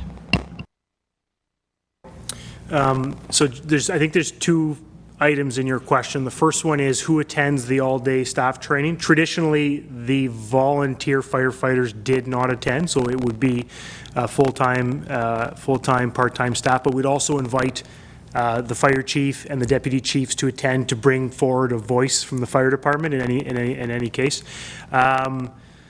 So that answers that, I think. As it pertains to the classification of an employee, certainly I could circle back with all of council via an email. But while the terms, and I might lean on my colleague here, we term the firefighters volunteer firefighters. I don't think under the Employment Standard Act that they are in fact volunteer. They are probably more leaning towards a casual employee who are compensated for their time. So we could circle back with all of council, or with you, Councillor Tabbert, with respect to the definition of where the firefighters fall into what category. Thanks. No, and that's perfect. I saw the chief nodding, so appreciate that. A follow-up email, I think, is most appropriate. Councillor Trim. Yes, Mr. Mayor, maybe to answer that question in this way, volunteer, the firefighter profession is different than the other professions within our employee network, the municipality, in that, unique to them, they spend regular time training and keeping up with their professional standards, I believe, on a weekly basis. And so, or whatever, not weekly, I guess. Bi-weekly. Bi-weekly, I'm sorry. But it's very regular, and it's unique to that group of employees within the township. So they're getting continual professional development, and so I think that that is the difference. Excellent, thank you. And great to see this discussion related to this policy. Just reinforces the importance of our own workforce and making sure that we support them. I want to just echo what Councillor Trim has said, and I think Councillor Tabbert was also getting to the importance of this annual staff training day. And I would encourage you to take advantage of that when possible, including the 26th of October. Good. Is there any other comments or questions? Yes, Councillor Bell. Just with the offices being closed on the 26th too, just like to make sure that we get word out early, nice and early, that the office is going to in fact be closed and that residents are aware, because I believe the end of October is another payment day for taxes. So just to be sure that we give lots of notice in as many ways as possible. Good. Thank you. It's noted by the staff. Good. We'll call for a vote. All those in favor? Carried. Next is 5.8, Whitewater Seniors Home Support and Active Living Pilot.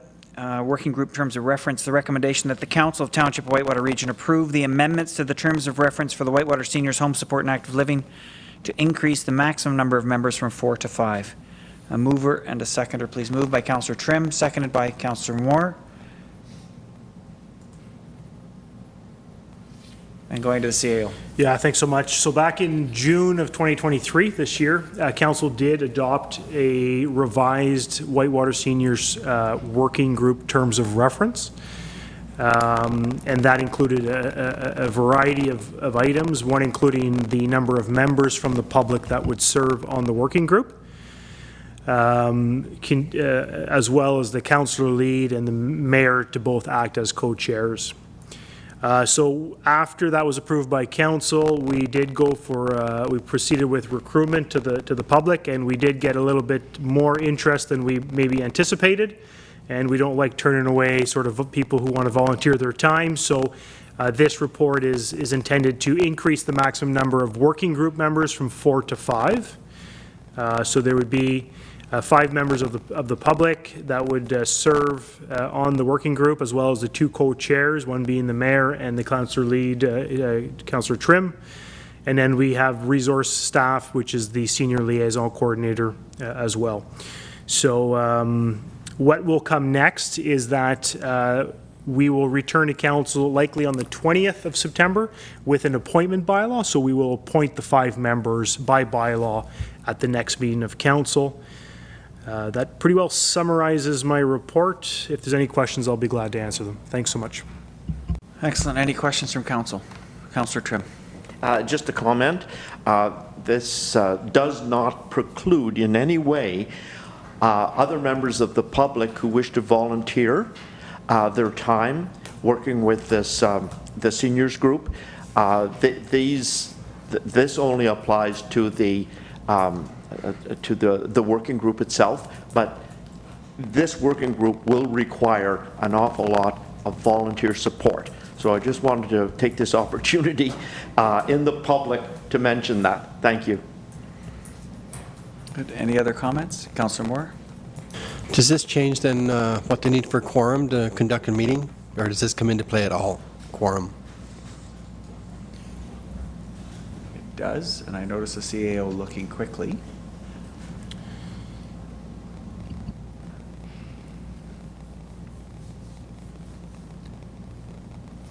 I don't have it at the tip of my tongue, but our clerk has it in front of us, whereas it's representative of 50% of the appointed members. So it changes a little bit, but not to any great degree. Thanks. Okay, thank you. Excellent. No other questions or comments? Sorry? Call for a vote. All those in favor? Carried. Thank you.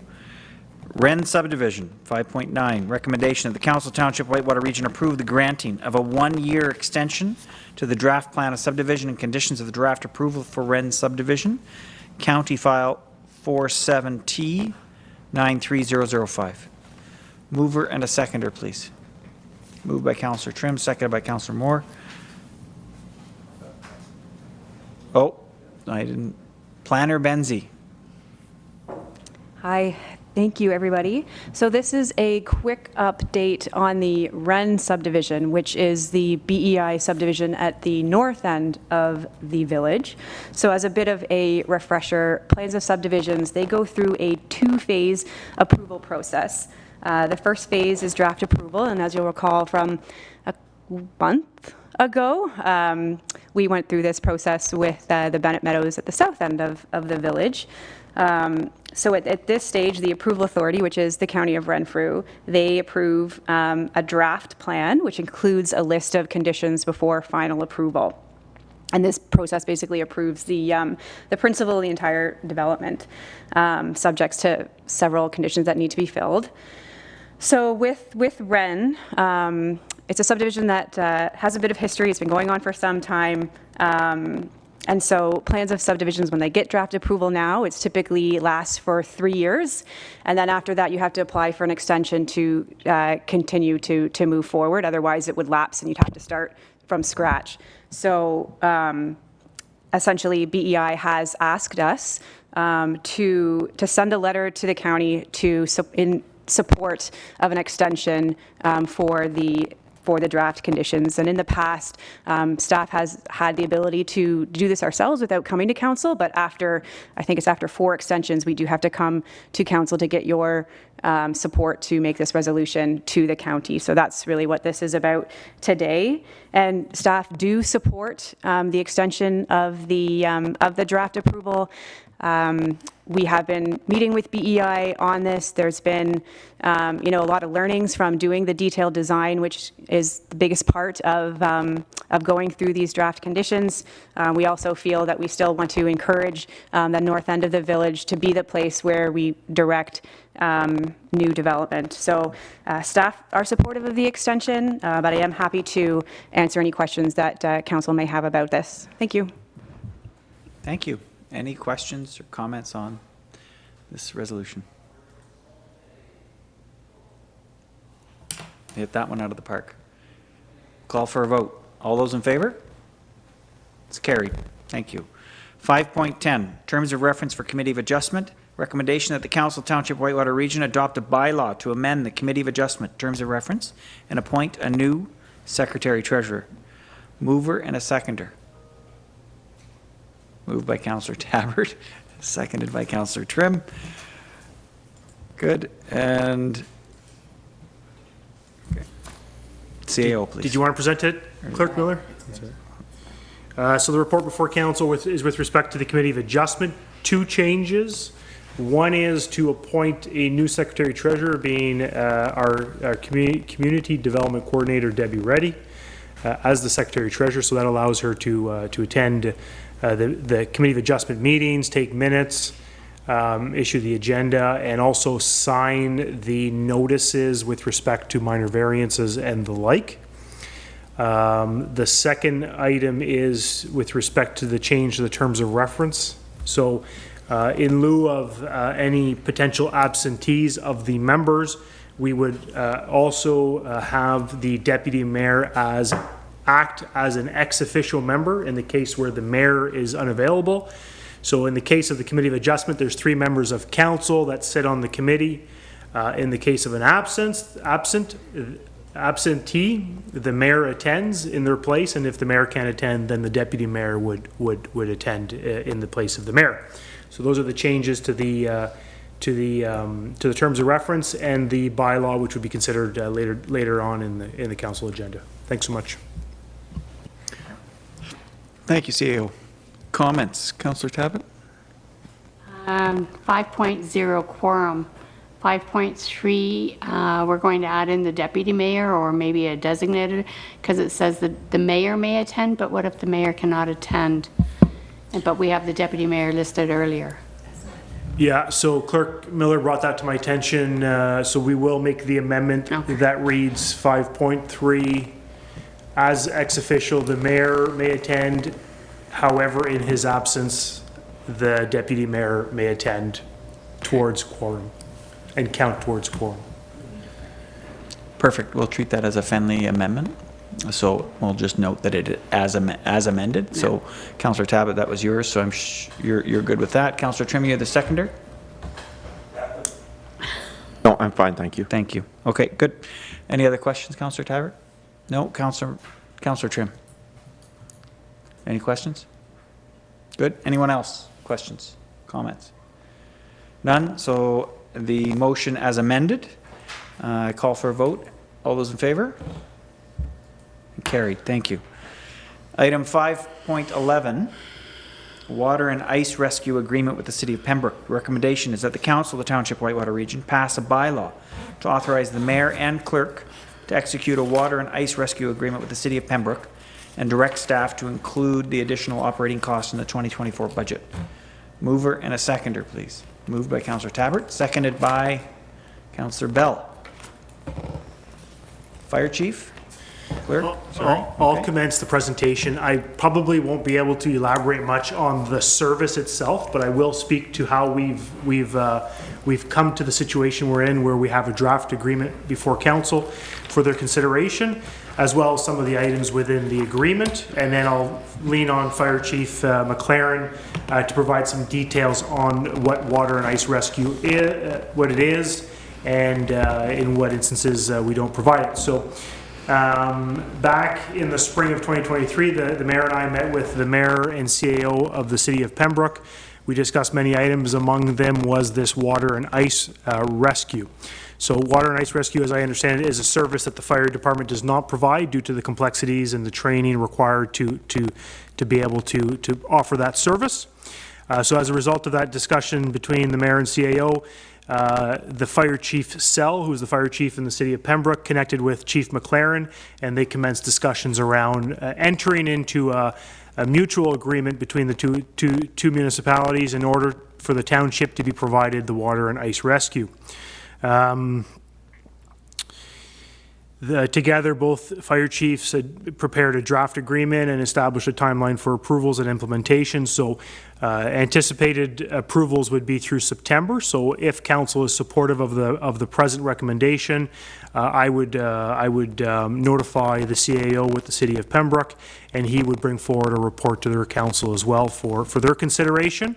Implementation would not commence until January 1st, so that will give about 2 or 3 months opportunity for the fire chiefs to work together to implement the program. So the agreement would be a 3-year term with automatic annual renewals. Serviced areas would include non-Whitewater sections of the Ottawa River, Muskrat Lake, Astrolabe Lake, Olmsted Jeffrey Lake, Garden Lake, Little Lakes, and their tributaries. So there's a map attached to the report. Annual administrative fee, so that's a fee that we pay to the City of Pembroke annually for the service. would be $3,000. And then there would be a one-time equipment fee of $7,842. And that would commence on January 1st, 2024. So that equipment fee, and I'll let Fire Chief McLaren maybe speak more to that, but it includes all the equipment to service a second crew of water and ice rescue so that they could have their separate package equipment to come to Whitewater should they come and service our community in the case of an incident. Response times are estimated between 45 minutes to an hour. And Whitewater Fire Department would be required to complete awareness training as well as do an annual mock training with the City of Pembroke Department.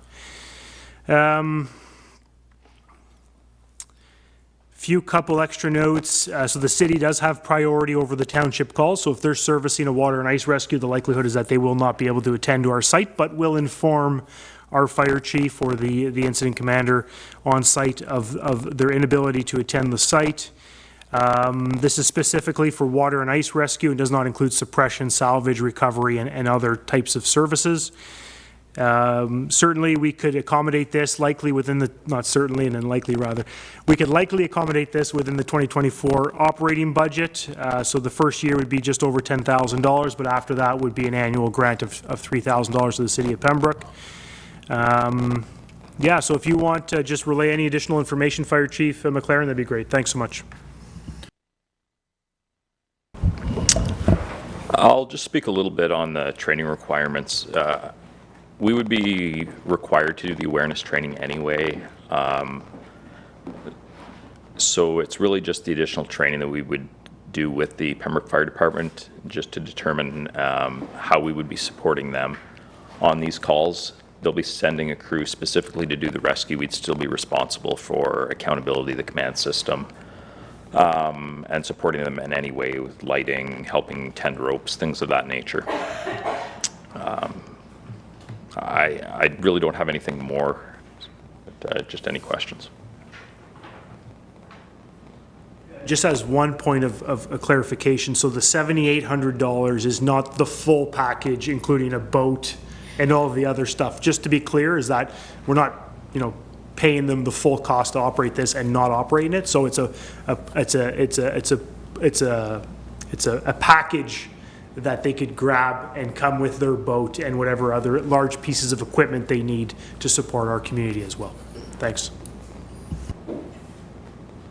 Thank you, Fire Chief. Councilor Tabbert, any questions? Well, I spoke to the fire chief about this because I think it's a great idea that we do have this. Unfortunately, I didn't read it very clearly because it says we will pay an administration cost of $3,000 a year, plus we pay for them to come for service calls. So what is the what would be the administration cost be? For example, why pay an administrative cost if we don't have a call at all? Or would that be unusual not to have a call? The administrative fee is sort of for the renewal of the equipment, if you will. Oh, okay. So if they got to renew their boat every 10 years or so. It's not uncommon to have an administrative fee. Our fire department does have a unilateral agreement, I think, with Adamston Bromley, and they do pay us an administrative fee for us to support them in certain areas. So not uncommon. Okay. Thanks. Thank you.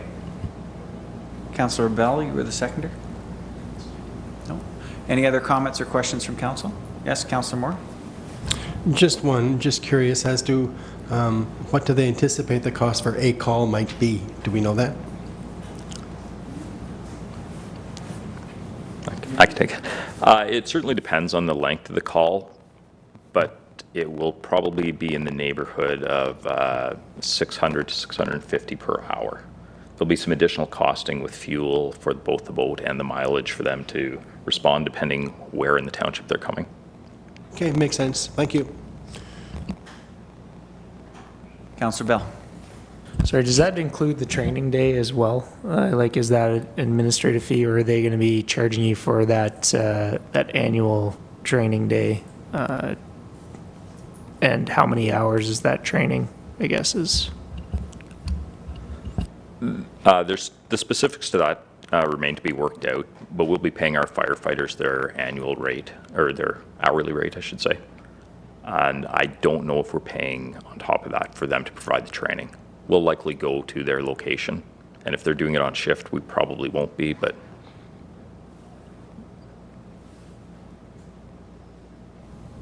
Yeah, the agreement does indicate that we would pay the service rate for the mock training, but I think it's important, and we try to reduce the number of hours. But as Chief McLaren said, we'd probably likely do it on a regular training week, so our staff would be paid for that training anyway. Thanks. Excellent. I only have one, oh, sorry, Deputy Mayor's there. So let's go first, Deputy Mayor. Go. Thank you very much. Just one question. I'm just curious if we have to, is there any way we could just have a specific group of firefighters that do this training? Or do we have to do this training for every single firefighter in the department? Or in the municipality, or can it just be specific to specific stations, as we do sometimes with extrications and whatnot? So you're specifically talking about the familiarization training that's mentioned in the report? Correct. Yeah, good. CAO or Fire Chief? it's likely going to be logistically a lot easier to train everyone versus trying to have a dedicated crew respond, because we have bodies of water in every one of our areas. It's not specific to the Ottawa River, which is what we kind of tend to think and where most of our calls are. Calls could be anywhere. And then you get into issues with what vehicles are responding. If we have all the firefighters from one station, now we lose that station for other calls. It's a little bit more expensive to train everybody, but I think in the end it will be a lot more efficient for us. Okay, thank you. Good. If I can ask the clerk just to slide down to the map of coverage. Yeah. And questions to the fire chief there. I can appreciate all the bodies of water internal. And I notice there's a red arrow to the Bellows Bay portion of the Ottawa River, so right in the vicinity of Westmeath. I understand that the rapid portion of the Ottawa River is excluded. Whitewater Rescue is a completely different kettle of fish. But I specifically wanted to ask about the bodies of water that are accessible by the La Passe boat launch and the Foresters Falls boat launch. Are those included? Those will be included. It's specifically the areas of swift water. We'll determine exactly what areas. We'll get a little bit better mapping done and have it a little bit clearer, but it's just the rapid portion that Pembroke's unable to respond to. Excellent. Good. I just wanted to make sure because the map was difficult to ascertain there. Good. And my final comment is just, again, I mentioned it in my opening remarks. This is an example where we can provide a level of service to our community members, especially from an emergency services perspective. And through a partnership agreement, it costs our taxpayers less than us trying to replicate this service internally. And yet we gain the skill sets through the mock-up training and the familiarization training. So, and an example of how we might be able to do similar services, again, to keep the costs as low as possible. Councillor Moore, you had your hand up. Just one thing now that we just talked about swift water. What happened to our talks, or did the talks ever go ahead with the company that was willing to do this in the fast water? Is that still on the board, or is that completed and null and void? Or did it ever go ahead? You're talking about an agreement that we had in the works for fast water? Yes, there was a company agreeing to do it, but I don't know if it ever went ahead. I would say that we could certainly engage with that organization. This was priority number one, because I think it was an item that had been discussed for some time, but we could certainly look at that moving forward for the Whitewater sections of the Ottawa River. Thanks. Good. Thank you for that point. Excellent. We'll call for a vote. All those in favor? And it's carried. Thank you.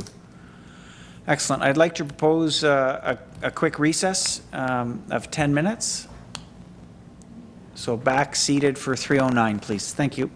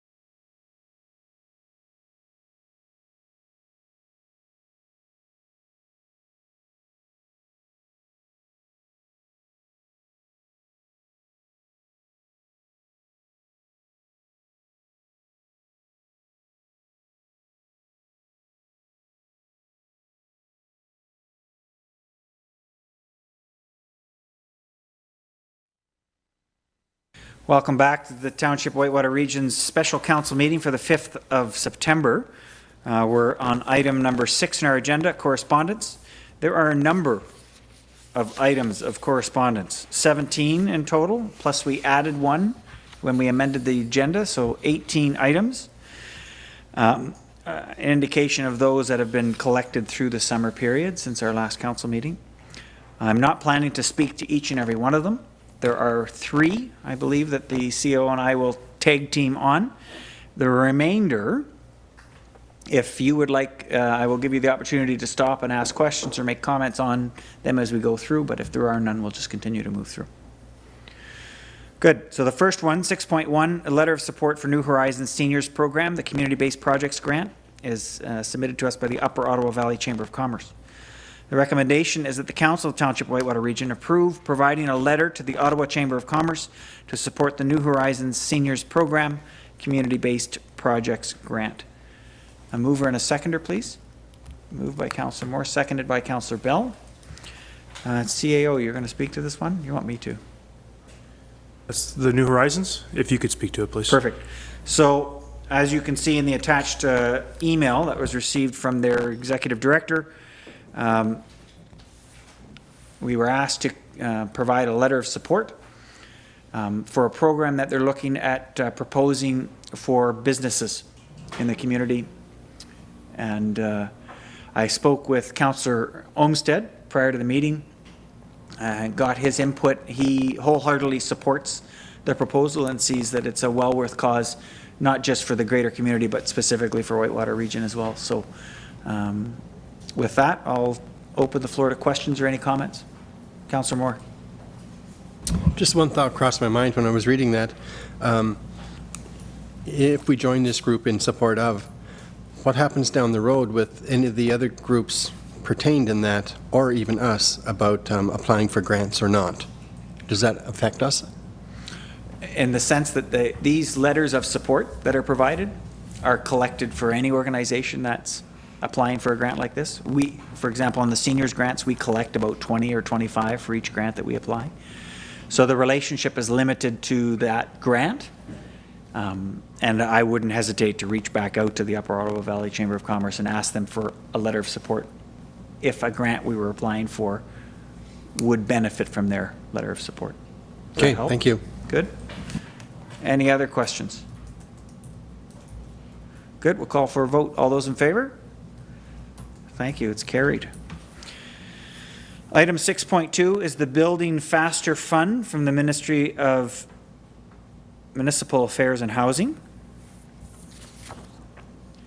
I see no comments, I'll move on. 6.3, Ontario invests in more asset management programs. No comments. 6.4, the County Council summary from Renfrew County. This is from the June meeting. Next is 6.5, Property Assessments, Municipal Property Assessment Corporation. Talks about the property assessment updates. Will not be completed in 2024. We may have this come back to council at a later time. There's no, yeah, please, Councillor Tabbert. So would this mean that when they do the review, that our property owners will see like a huge increase then when they finally do this? Like it'll be an 8-year difference from the last time. That's a great question, and I'm going to see if I can get the treasurer to offer a very succinct explanation of assessments and impact on taxes. Sure. So on an overall standpoint, anytime they put in a new assessment base, it's phased in over 4 years. I don't know if they'll change that way they're doing it now that there's been such a long time that they've sat at the same, because they've actually gone past another assessment cycle and started the next one. So whether they'll phase it in over, like make the period longer, that remains to be seen. But the way it is written right now is it's a 4 years assessment into current value. Taxes overall won't change for people because it's based on our tax rates. So our rates would go down for the increase of assessment. It's only the properties that would see a large spike in value and other properties that decrease that will see a change. If everybody goes up about the same, really there is no change. But if one goes up a lot and one goes down, then that's where the change happens. No problem.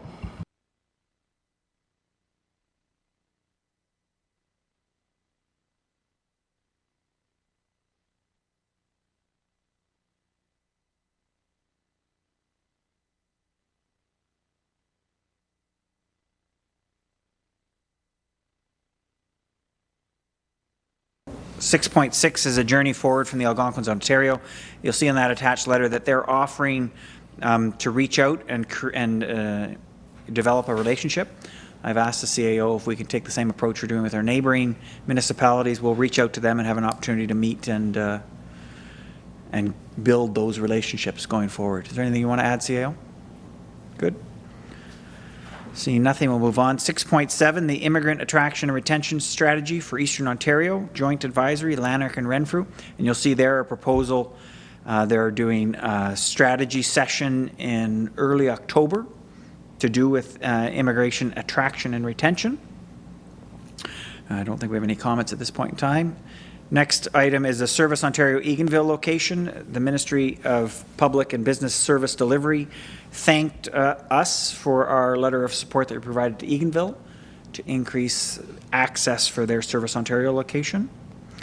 6.9, Renfrew County update from the Ministry of Transportation. This is a very interesting report from the MTO.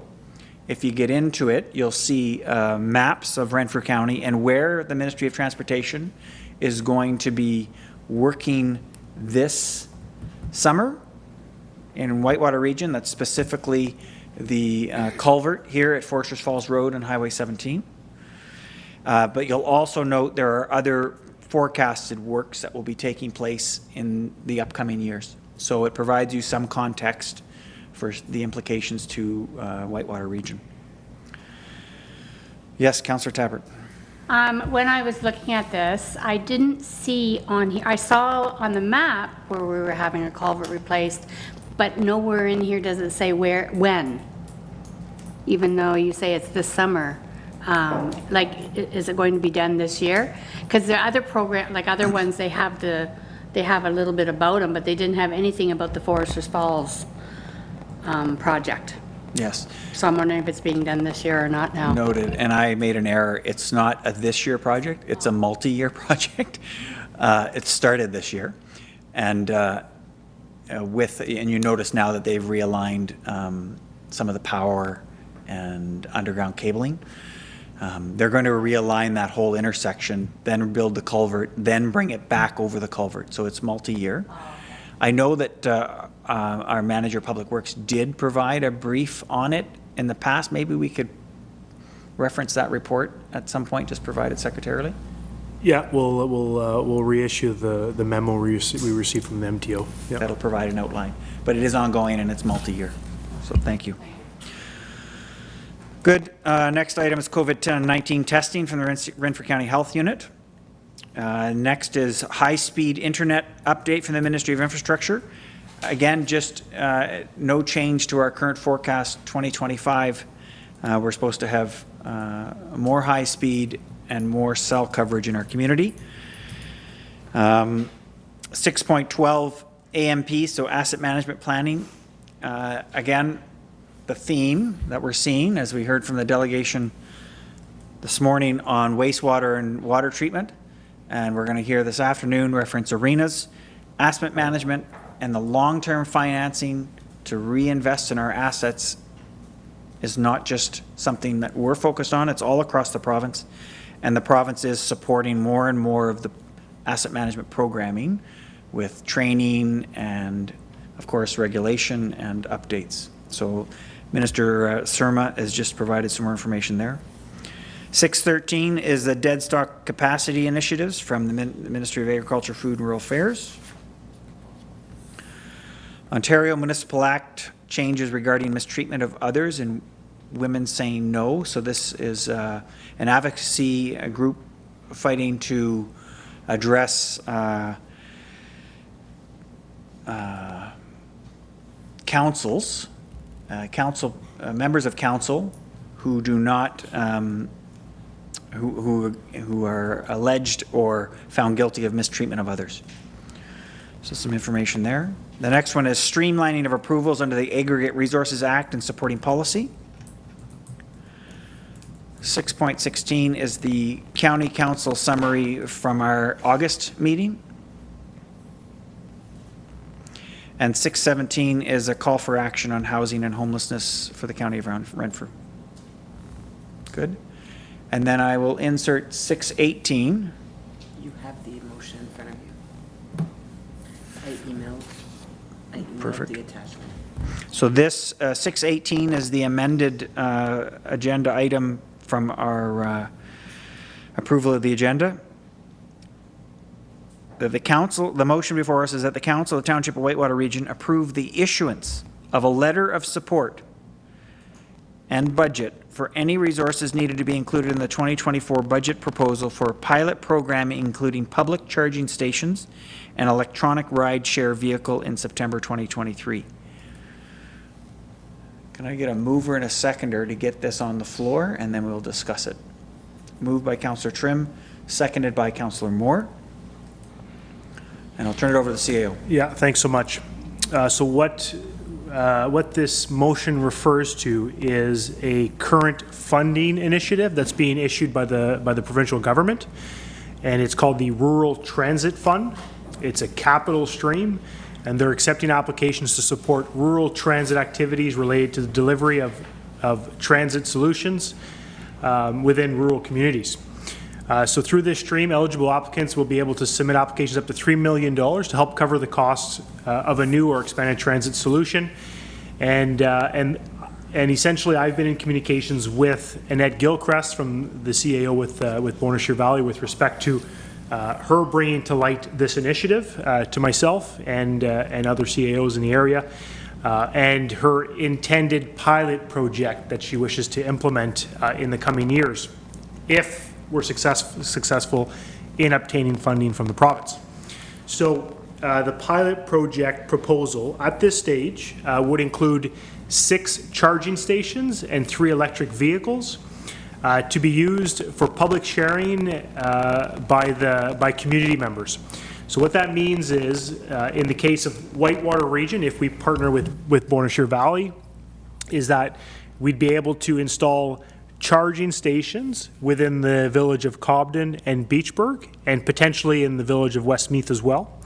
So that would be 3 charging stations, and also the purchase of a total of 2 vehicles, one for Whitewater Region, one for Bonashire Valley, under a sort of they have these vehicles nowadays that are electric vehicles that you could utilize for sort of rental, if you will.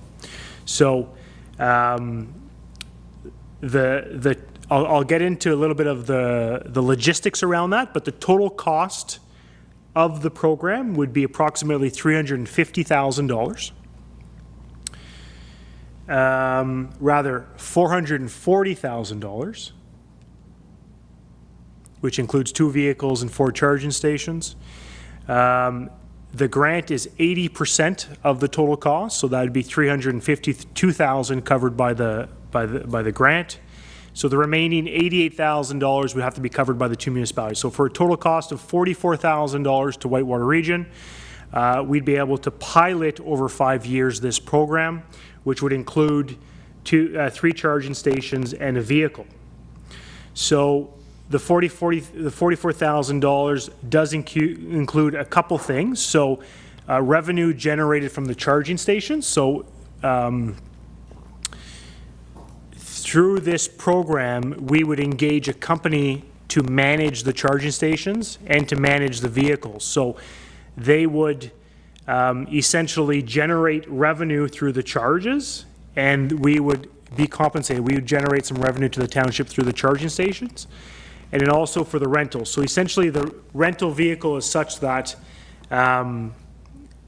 we would provide the rental at a lesser rate for certain organizations. So for example, if our Whitewater Seniors is in need for a vehicle to go pick up frozen meals, then we'd be able to subsidize the vehicle rental rate. In the case where there's a senior in our community that needs the vehicle to go get groceries, and doesn't own a vehicle, then they could rent the vehicle at a reasonable rate in order to utilize it over a couple hours to go get their groceries. So all this to say, for the tune of about $44,000, if we're approved for funding, everything is contingent on having the funding. We'd be able to support our community with charging stations, one, which is an asset that we continue to utilize into the years, and then a vehicle over the next 5 years. So that includes the maintenance of the vehicles, the insurance, the software, the installation, hydro, and permits and licensing. So yeah, I think that essentially covers it. Again, we haven't been approved funding, so certainly we would incorporate this $44,000 in subsequent years as part of our budget deliberation. If we apply and we get the funding, then we'd still have to come back to council to make a final decision on this program. So at this stage, it's a direction, a decision in principle that we support the application, and then that council make a final decision at a later stage if we are successful in the funding. Glad to answer as many questions as I can. I will note Annette, the CAO and BV, is the lead on this, so she's extremely informed, but I'll try to answer any questions you may have. Thanks so much. Thanks, CAO. I'll just add that this has also been briefed at County Council to see if County Council would consider being a partner in this. And at the meeting at the end of August, they agreed to a letter of support with the financials to follow if that's a potential buy-in. Remembering from a community services perspective at the county level, there are a number of residents without access to transportation. There's no rural transit opportunity. This pilot would give them an opportunity to trial something to see if it might be something that they could replicate in other portions of the county. So there is interest from that level as well. Good. Any questions or comments? Councillor Moore. Just one. Seeing how outside our building here we have a charging system, could we forego a charging system, or will these charging systems work on a credit card, so to speak, so that they can track it? Is that how that works? In my conversation with Annette, I did note that there was a station here. We might consider another station at another location, i.e. maybe the tourist booth, but we might also considering it, just putting it elsewhere in our community if we could reintegrate that station into this program. So to be analyzed at a later date. Thanks. Just to follow on to that one, there are charging stations at the brewery, the Whitewater Brewery restaurant here in Cobden as well, but they are specific to a specific type of vehicle.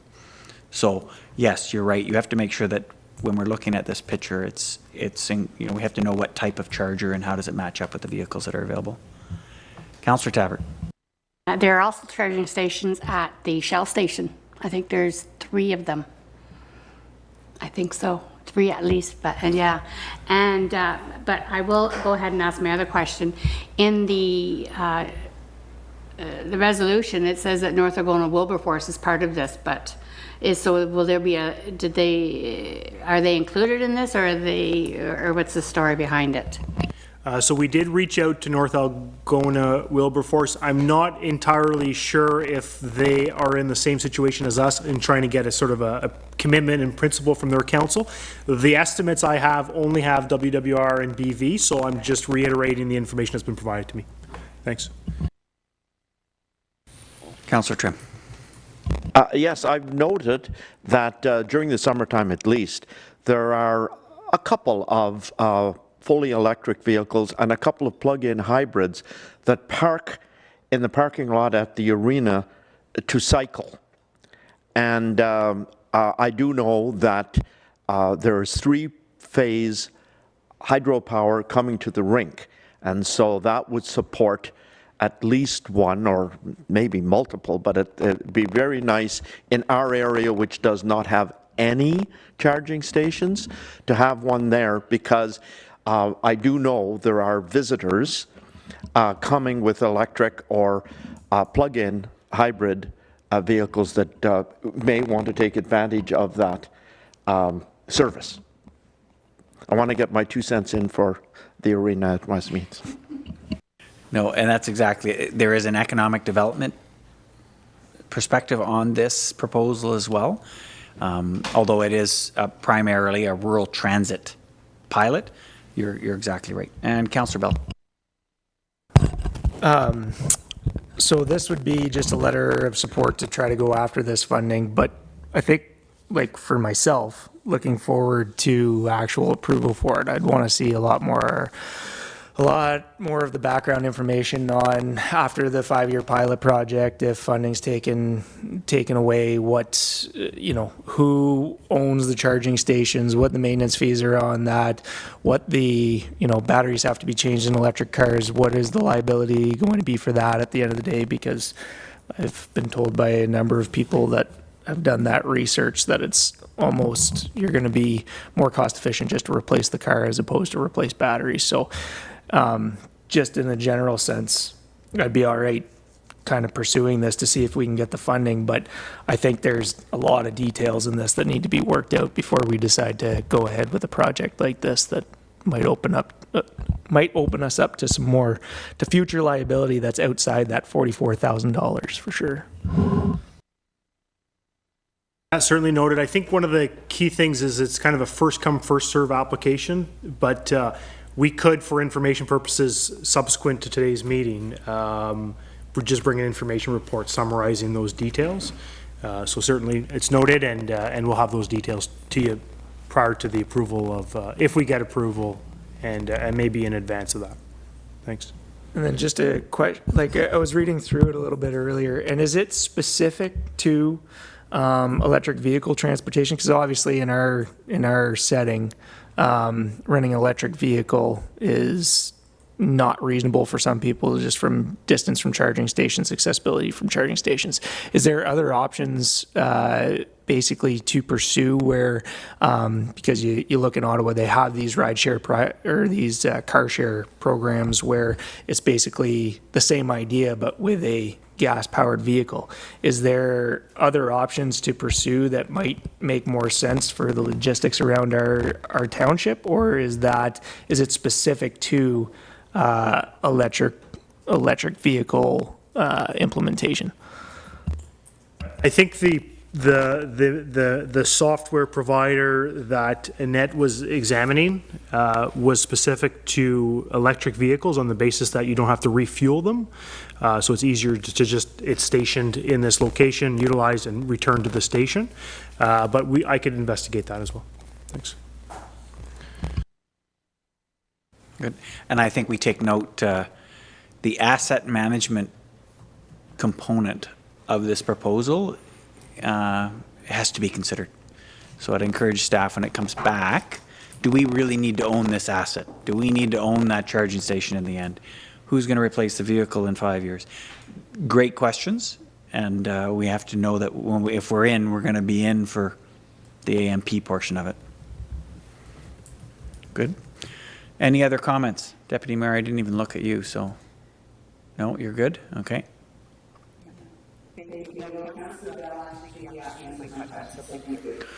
Perfect. So just to be clear, and I'll just read it aloud again, the Council Township Whitewater Region approved the issuance of a letter of support and budget for any needs that could be included in the 2024 budget proposal for a pilot program including public charging stations and electronic rideshare vehicles in September 2023. And I'll call for a vote. All those in favor? No? Sorry, could you read that once more for me, please? It says that we have to put it in the budget. Is that what I heard?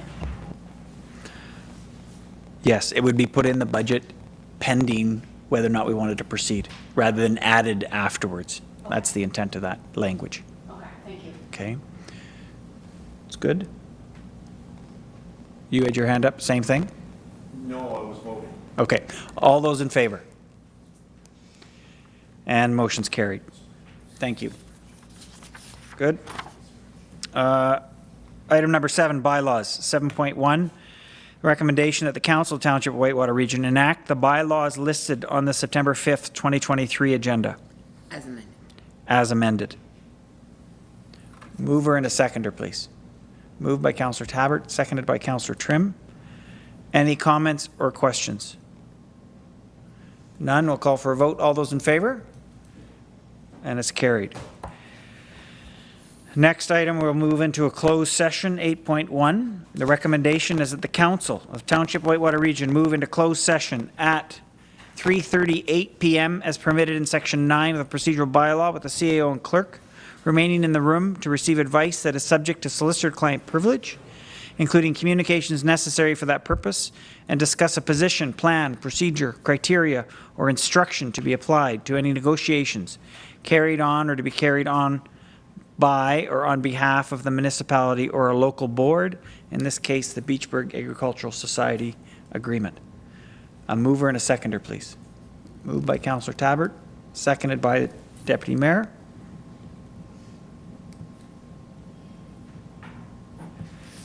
And good, and we are now going into closed.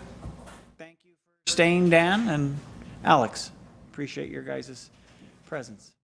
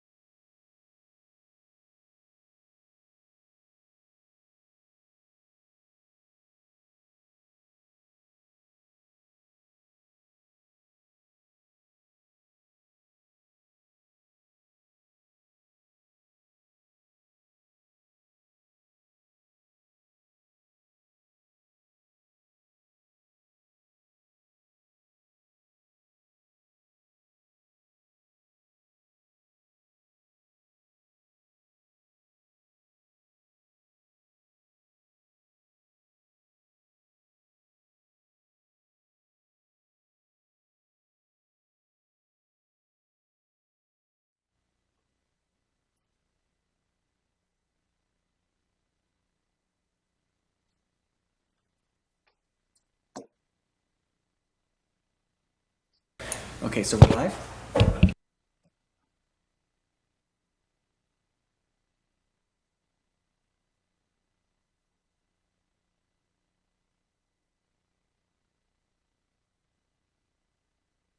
Do it. We have a witness in the room, so you can use Dan.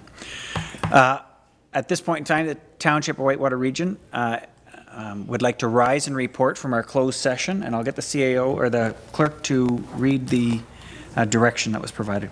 Okay. So it is 4:15, and I'm reporting that no other items were discussed, and direction was given to the CAO to engage with the Beachburg Agricultural Society in relation to the terms of the current agreement with the organization. That's it. Excellent. Thank you, clerk. And we will now call a recess, 4:15 until 4:30, at which time we'll reconvene to receive the 2 delegations as per the agenda. Thank you.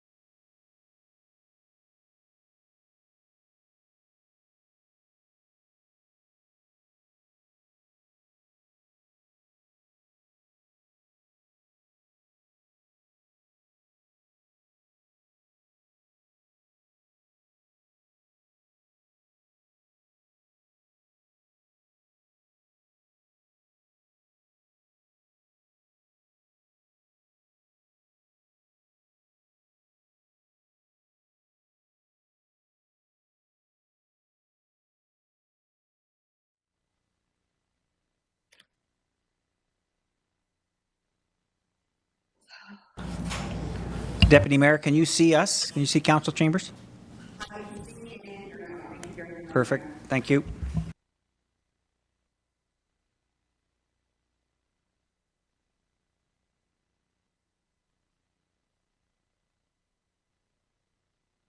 Welcome back to the special council meeting of the Township of Whitewater Region for September 5th. We're going to reconvene at 4:37 p.m. and we're going to go back on our agenda to section 4 under delegations. And we have two delegations that we're going to hear at this point in time. The first one, 4.2, is the Beachburg Recreation Association presentation, followed by the WDRA presentation. We're going to hear both presentations and then we'll open it up to council for questions or comments from members of council. So good. With that, I will turn the mic over to our Beachburg Rec. Brian, if you could introduce yourself, please, for the people that might be listening. Hello, I'm Brian Summers. I'm from Beachburg, Ontario, born and raised. Yeah, it's green. Okay, so today we're going to do the Beachburg Recreational Association proposal for the arena. Provide a bit of a slide deck here to walk you through where we came from and where we're looking to go when it comes to the Beachburg Arena. So references, there's four main references that I used to build this presentation. The first one is the ice operations report that was briefed to council that was used as a decision-making tool. The second is a draft bylaw for the tax-sponsored and user-pay budgets, so that was done in February. And essentially the numbers from that show the arena revenue, expenses, and outcomes. Though not signed, it has a lot of the similar numbers from the reference C, which was an image that was sent to me by Councillor Mark Bell. D is a existing agreement, though draft, I know it has been signed since this time, between the Agricultural Society and the Township, and then there was a second one between Westmeath and District Recreation Association and the Township. And I use those as the tool to then create a proposal agreement between the Ag Society in Beachburg, the Rec in Beachburg, and the Township. So there's the agenda for this afternoon. If I'll just go back one, so thank you. So essentially we'll say, okay, this is how we came to the proposal, what we use as guiding tools. The proposal itself, we'll go through how we see the budgeting and how we came to the conclusion that we came to.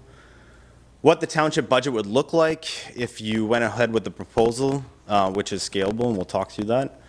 And then the fifth one on the agenda is the risk analysis from the Rec's point of view for the proposal. Next slide, please. All right, so how did we come to the proposal after all the discussion at the Beachburg Arena, where the mayor was so kind to take his time and get hammered with some questions? So the first one was we want to build solution space where the community has an arena, community center, but it's not at the expense of the township the way that it exists currently. Okay, so we want solution space, we want opportunity, and we want growth. Now the second one is that you'll see in our proposal, but we're looking to take ownership of it as the Rec. What that means is that we haven't ran this since pre-2017. Prices have increased. We're using the existing budget that the township had used for the arena, but we don't know if financially that's going to be the same. And so there's risk there. And so we need to build financial redundancy when it comes to costing. And the third one is that we use this proposal as a foundation for this year, and we build off of it. We change it. We amend it to make it fit so that all three parties in this agreement come together and actually agree on it and say, okay, that's the way to move forward. Okay, so this one would be a start state. After this, you know, we look at the grant, could be reduced, could be increased. We look at the services provided, reduced or increased, but it's a collective agreement as we go forward. All right, the proposal itself. So you have a draft copy of the proposal, which was updated from the 177 grant, plus all the things that we wanted. Yes, and I'll be up front and say that we went for the moon, obviously. As an organization, we want it all, understanding the limitations that are put on the township and you trying to save taxpaying dollars. And so this is the solution that sees, the Rec Association using a lot of this funding and support into, reinvestment down the line. But also, there's a bit of equality between the three communities that have arenas, okay? And so that's also built into this proposal. But just really quick, from a township perspective, 135, okay, is what we ask as a grant, scalable, and you'll see that later on. But this makes us equal across the board with the other two arenas. Looking for a part-time staff member during primetime hours, so this would be a student attendant at the rate that Township already negotiates.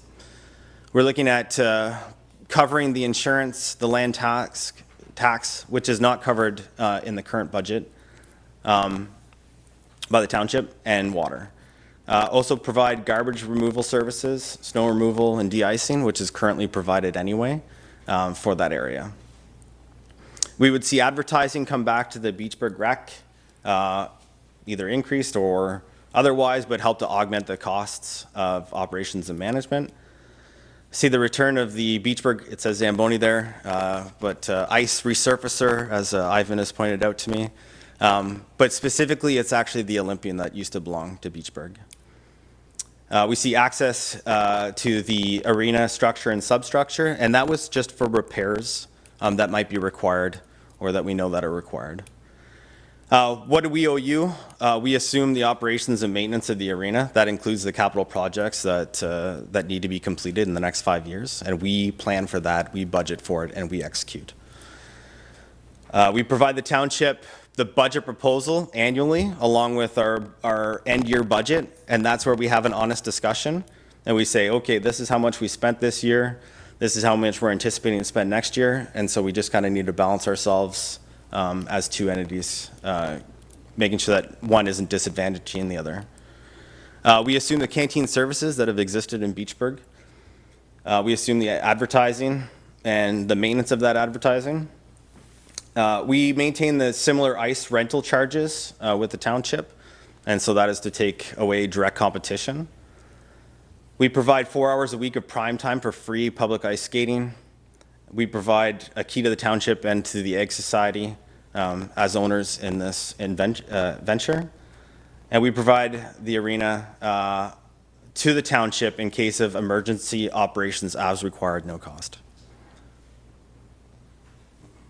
All right, so how did we get to the 135 plus everything? Okay, so you'll hear the secretary for the rec speak that she received a lot of interest in this and was able to say, okay, if prime time was captured and we were at 109% already for prime time, here's what equates to projected revenue. And so the projected revenue is in the center. The expenses on the left, those are based solely out of the budget that was created for the Beachburg Arena. Okay, so I've basically taken that. I've removed the things that I've asked for in the proposal, such as having the additional staff member, the fees for water, the land tax, the insurance. And so that is what you see for an expense if we went all in. Okay, so looking really healthy, projected revenue. We're sitting really happy with primetime ice. Our advertising is 80 signs, which is what we have right now, and we're getting all that income from 80 signs. Plus we're getting the canteen rental, and plus we're gonna get a grant, okay? And so you can see there the total is over 200K, whereas the expenses estimated without capital projects or reinvestment sit at 126. Okay, and so what I say is best case scenario, we have a surplus of 74,000, and we use your 135 into capital reinvestment, okay, and we're saving that money. Best case scenario. Not going to happen, so I'll just move on to the next slide. Okay, next slide. So next slide, I show you the worst case scenario. Worst case scenario, highlighted on the left are the things that the township does not commit to, and you say, okay, no, the rec has to cover those things, which amounts to 72.5, more or less. And then you say, okay, for projected revenue, we're going to see probably the same as Westmeath at like 86,000.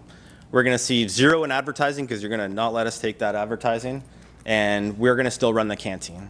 Okay, and so the numbers work out to that. And so worst case scenario, we're sitting deficient at $111,000. Okay. Next slide. Okay, most likely, this is based on kind of a balance of both. And so most likely budget, you say, okay, Rec, you can move forward and do great things. Here's what I'm going to do. I'm going to say, you can have all the things minus the grant. So I anticipate as the Rec that I'm going to still make the same income this year for ice operations, and so I keep it at that. I'm probably going to only make 40 signs worth of advertising, and I'm going to keep the canteen running. I run into that number of 105, and so I'm still deficient, but I'm only deficient 20,300. Okay? And so what I tell you is I say, based on that, the grant minimum with the things that I've asked for is 20,300 at a minimum for Beachburg ice operations. Okay. So I'll just go back one slide, please. All right. 135 versus 23 is a huge difference, right? It's a huge difference in grant. It's a huge difference in how much the township wants to spend. But what are you actually getting back? Well, you're getting back an arena. You're getting back a party to take on the responsibility of that arena, plus its ice operations. You're making the community happy. And again, this is scalable. This is a start state. We move from this year and we move on. In the next slide, when I look at, based on the budget from the draft in February, okay, I say, okay, well, what does that actually mean to Township when it comes to how much Beachburg Rec is looking to take on financially? And I'll tell you this, that looking at it scalable, you can see on the right-hand side, based on the grant, based on the items that would be captured by the township, it's scalable from 2,075 to 92,000, almost 93,000.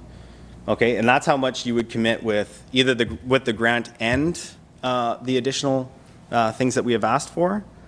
But what does that mean? Well, right now, what you budgeted is 171 for the year for Beachburg Arena. Okay, with a projected income revenue from that source was 11,000 that was on the budget.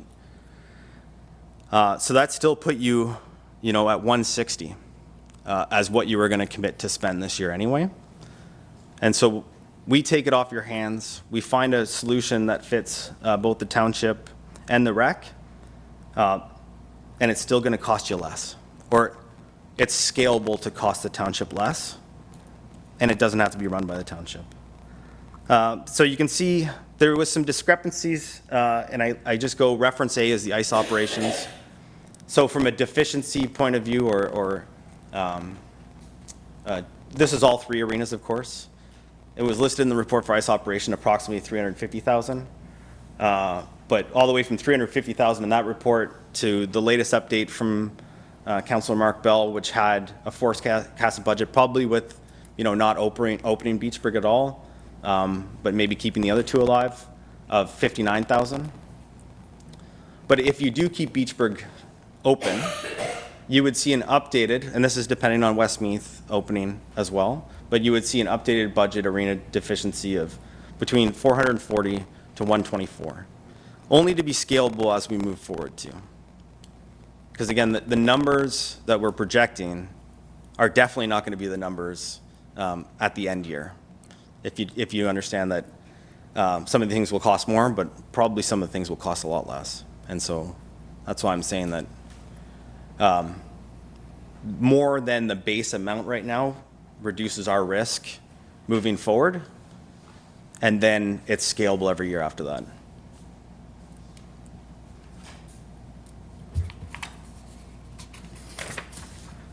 Okay, and you say, okay, Brian, where did you come up with the 135? And so The 135 grant, which at this time would also help us for operations, but also support capital reinvestment, is essentially taking the 622,000 that is already allocated for ice operations, or arena management, I should say, splitting it in thirds, and then removing the 72,000 of the things that we asked for, like the de-icing, snow removal, the waste stuff, subtracting that, and the math's all there to say, okay, that amount comes up to 135. And so that would be, if you're looking at three community arenas, that would be the equal amount. Not equitable, but equal, to say we've provided the same amount of money to each community that exists in the township that has an arena. For the other ones, it kind of just outlines where the risk lies. Right now, we're looking at risk, obviously, for the liability and the insurance that goes along with it, because the complications that is the Beachburg Arena being on agricultural society land and having to enter into a three-party agreement. And that is why we've asked to continue with the insurance that already previously exists. But if you don't, then we'd have to scale up on that base amount of money.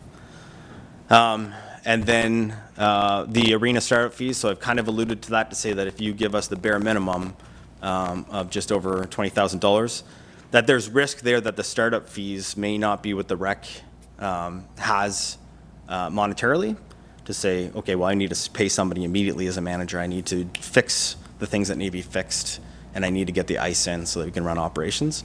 It may exceed $21,000. I don't know that yet because we haven't turned the compressor on, but it is a viable thing, so there's risk there. I'm just identifying it. And then the capital reinvestment.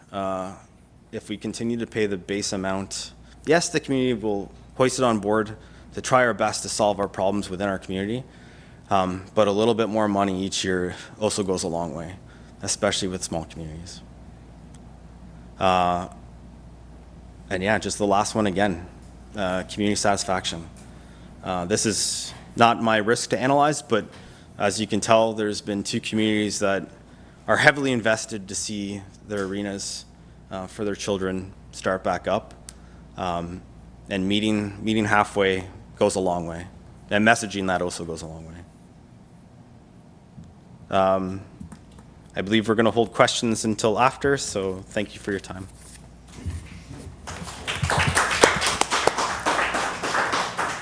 Thank you, and we'll call up the WDRA.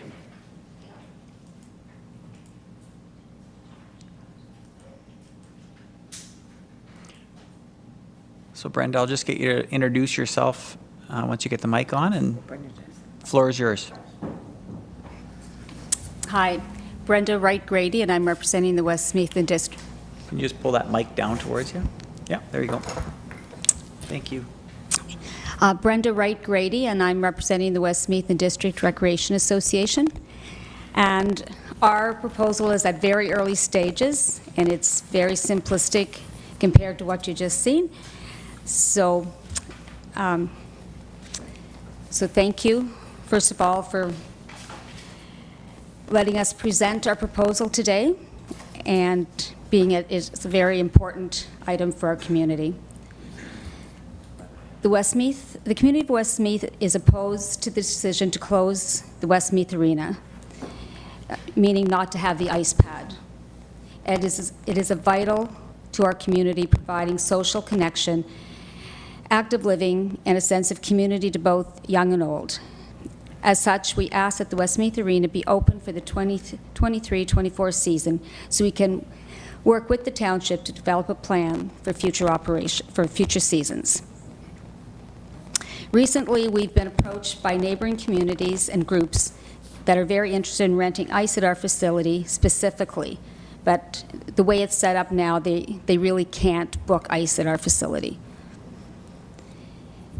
We would like to work with council on a hybrid model to develop a 4-season facility, which would mean keeping ice in and working to have the facility open for the other 3 seasons to do other activities. In the hybrid model, we would be prepared to have volunteer staff to be trained to assist in arena operations as needed. So not in the ice plant operation, but in the, whether it's renting for pickleball or for tournaments, and that would be booked and run by volunteers.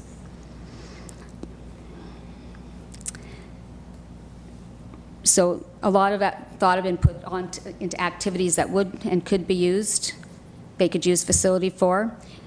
Basketball, pickleball, ball hockey, learned to bike, indoor walking, volleyball, and sports clinics and community clinics.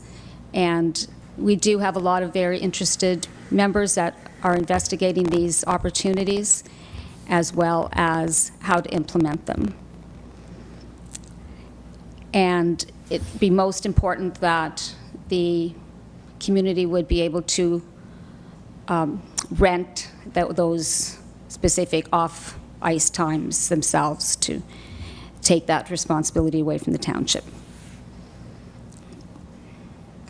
In addition, the WDRA and community are willing to seek sponsorship and fundraising to help offset the expenses, as we have in the past, to help operate the ice pad, the arena, and the facility, as we already do with the hall upstairs.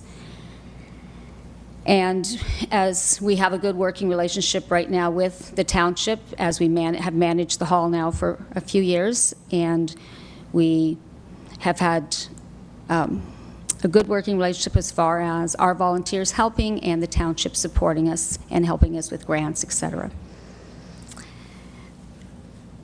The one issue is in the recent past, reports by the Westmeath Recreation Task Force and the Dillon report provided to Council recommended a detailed action plan business case to be prepared and presented to the Township. To the best of our knowledge, no such detailed plan has been prepared or presented. We're asking Council to do their due diligence and prepare a detailed action plan prior to the closing of any arena. So that basically is our report, but we would like in closing, once again, to thank Council. Thank you for all of your support for the Westmeath area and our hall and our arena, and hopefully we can continue to work together to work out a plan to keep our arena opened as well as our ice pad, and whether it's in a shorter season. But I know that we do have the community support and we do have volunteers that wish to help. So, thank you once again.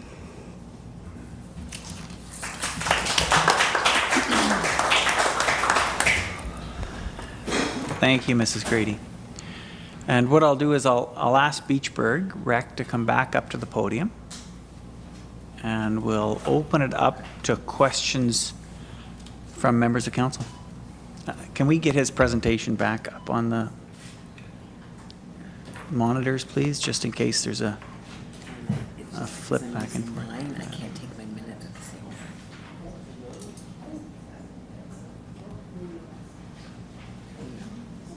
Thank you. Good. All right, we'll open it. Questions from the floor? Members of council. Councillor Bell. Ryan, how's it going? So I'm just kind of trying to process this presentation, just because kind of came last minute. So excuse me that I don't have everything kind of straight here and might be looking for some clarification.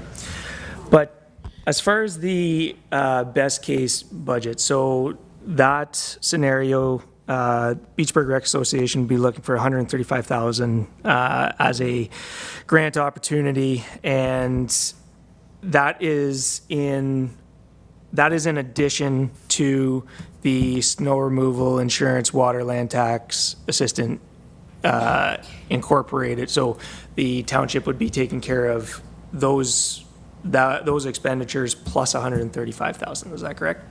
That is correct. Okay.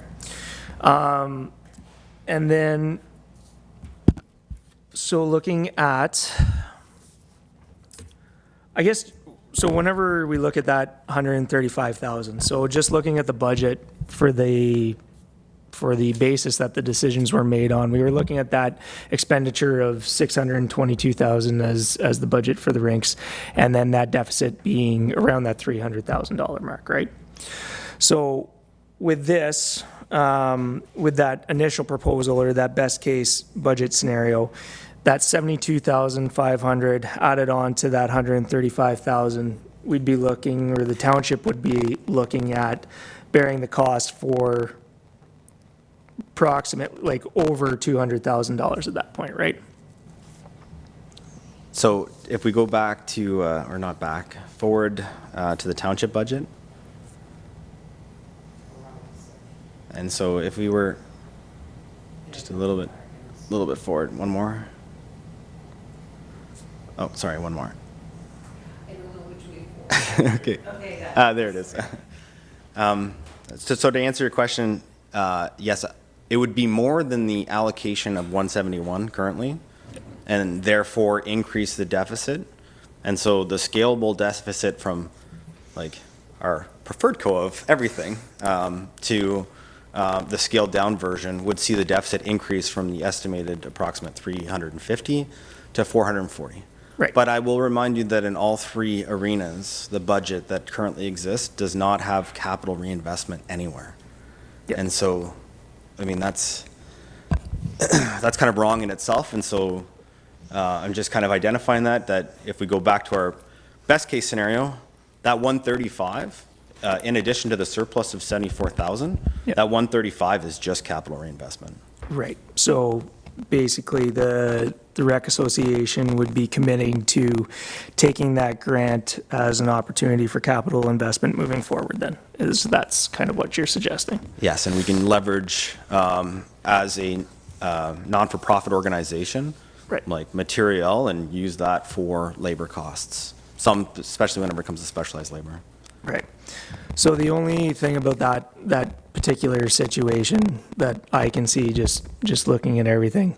So the Beachburg revenue was estimated at 11,000, but the problem with that estimate this year is because Beachburg didn't operate for January, February, March, and we end ice operations in March. So part of that revenue deficit is those first 3 months in the winter, right? So, but in that case, the township then is taking $200,000 of taxpayers' money and not receiving any of the revenue generated from the arena, correct? There's no monies coming back to the township to facilitate the costs that the township are taking on by taking on that $74,000 as well as that $135,000 grant. You could think of us as a third party accepting the liability to then run operations on behalf of the township with the township's help. But I will also caution that in that deficit estimate is the revenue income that you've listed for Westmeath. And so there's some balance here in the numbers that would need to exist depending on the discussions tonight. However, that is correct, that Okay. it would be more. Okay. And then- that again is best case scenario, still Yeah. looking at scalable. Right. Okay. And then, so, just looking at the most likely scenario, so just looking at the most likely budget, you're looking at approximately a deficit of $20,300, but that's also with the township taking on that $72,000 basically with the cost that they would be incurring anyway by owning our facility or operating the facility. That is correct. And some of those numbers, I'm not going to lie, from the 725 are likely very inflated. Right. Like snow removal, I'm pretty sure land task isn't paid by the township, and I'm not sure how that's entirely covered. Usually, correct me if I'm wrong, treasurer and CEO, but there's a total cost for the entire township and it just gets divided. We have to put a budget line for what that estimate is, right? So that could be above or below. But so in that case, you're looking at $20,300 of deficit plus the $72,500. So you'd be looking for a commitment essentially of almost $100,000 from the township to cover those costs. Is that correct? Again, I think the numbers are a bit inflated, but I'd rather go over than under on them. Yeah, based on the numbers that we're looking at right now. Yeah, Okay. so it'd be less than 100. Right. So, so whenever I'm just considering this the grand scheme of things as far as Whitewater Region Township as opposed to each community, right? So I think we looked at last year, we're operating 2 rinks and we're operating at 56% capacity. So if we look at the potential of, whether it's we operate 2 rinks or we operate 3 rinks or we operate 1 rink and provide, or the township provides funding for the rec associations to operate the rinks. What has there been any thought given to then that, so if the township operates Cobden and then Westmeath, Beachburg operate separately through the rec associations or in some hybrid model, what that's going to do for that 56% capacity that we had last year? The allocations are looking like we're going to be anywhere between 26 and 50% this year with a second arena. So then now we have 3 arenas fighting for that 25 to 50% of a full primetime schedule, right? So I'm just looking, have you guys discussed that or approached that potential problem? My rebuttal, Councillor Bell, would be that I don't believe that those numbers are correct. And here's why I say it. I've got a member in the room who's attempted to book ice for a program that has existed for years now and hasn't received a response back. Okay, and so we can't say that they're going to operate at 55%. We have community that's willing to go out there to seek the ice operations to fill the primetime hours. Does it put Cobden at a disadvantage? What I'm saying is it does not, because we'll make it at an equal cost, and so, or at an equal rental fee. But going back to those numbers, I believe they're a bit fallacious. So I'm just, that's why I say, let's try a year. Let's try a year. We see how it goes, and then from there we can develop, a more solid plan when it comes, especially when it comes to financial. Yeah. And sorry. Yep. Yeah. Sorry. So just I'm going to give the other members of council an opportunity to ask questions to Beachburg Rec. Is there any? Councillor Trim. I want to come back to Councillor Bell's last question, and where I'm confused is ice rental time. We're being provided numbers as councillors, because we have to make a rational decision here, that there is only so much time that they can find. And then you're coming here and saying, well, that isn't really true. There's more ice time out there. And I just don't know how we're going to come up with a reasonable determination in order to make a decision. The struggle I'm having is that if we have a deficit of approximately $300,000, that is, in my opinion, as a councillor, being irresponsible, because we just can't spend that kind of money on just one recreational activity. And that's where I'm struggling. If I could understand, and please understand, please believe me when I say, we don't need to make a profit. We don't even need to break even. Understand, recreation does cost the municipality. It's a service we provide. We don't make any money on roads either. But we just can't lose that much money. And I have to have some confidence when I'm voting that we're not going to just, okay, let's try another year and wait and see. Ooh, that doesn't sit with me very well, if you can appreciate my position. And so that's what I'm struggling with. If I could have some assurance, not a promise, that doesn't make sense, but if I can have some assurance that we wouldn't lose that kind of money, then I would have an easier time with the decision. Thank you, Mr. Mayor. And Yeah, please. Joey, when you ask, you know, there is only so much ice time that arena can book. So the problem is, I think the ice allocation of where the people can book is not proper. That's what we're saying. You know, Joe, I basically told everyone here that Jennifer, my daughter, is taking ice time rentals.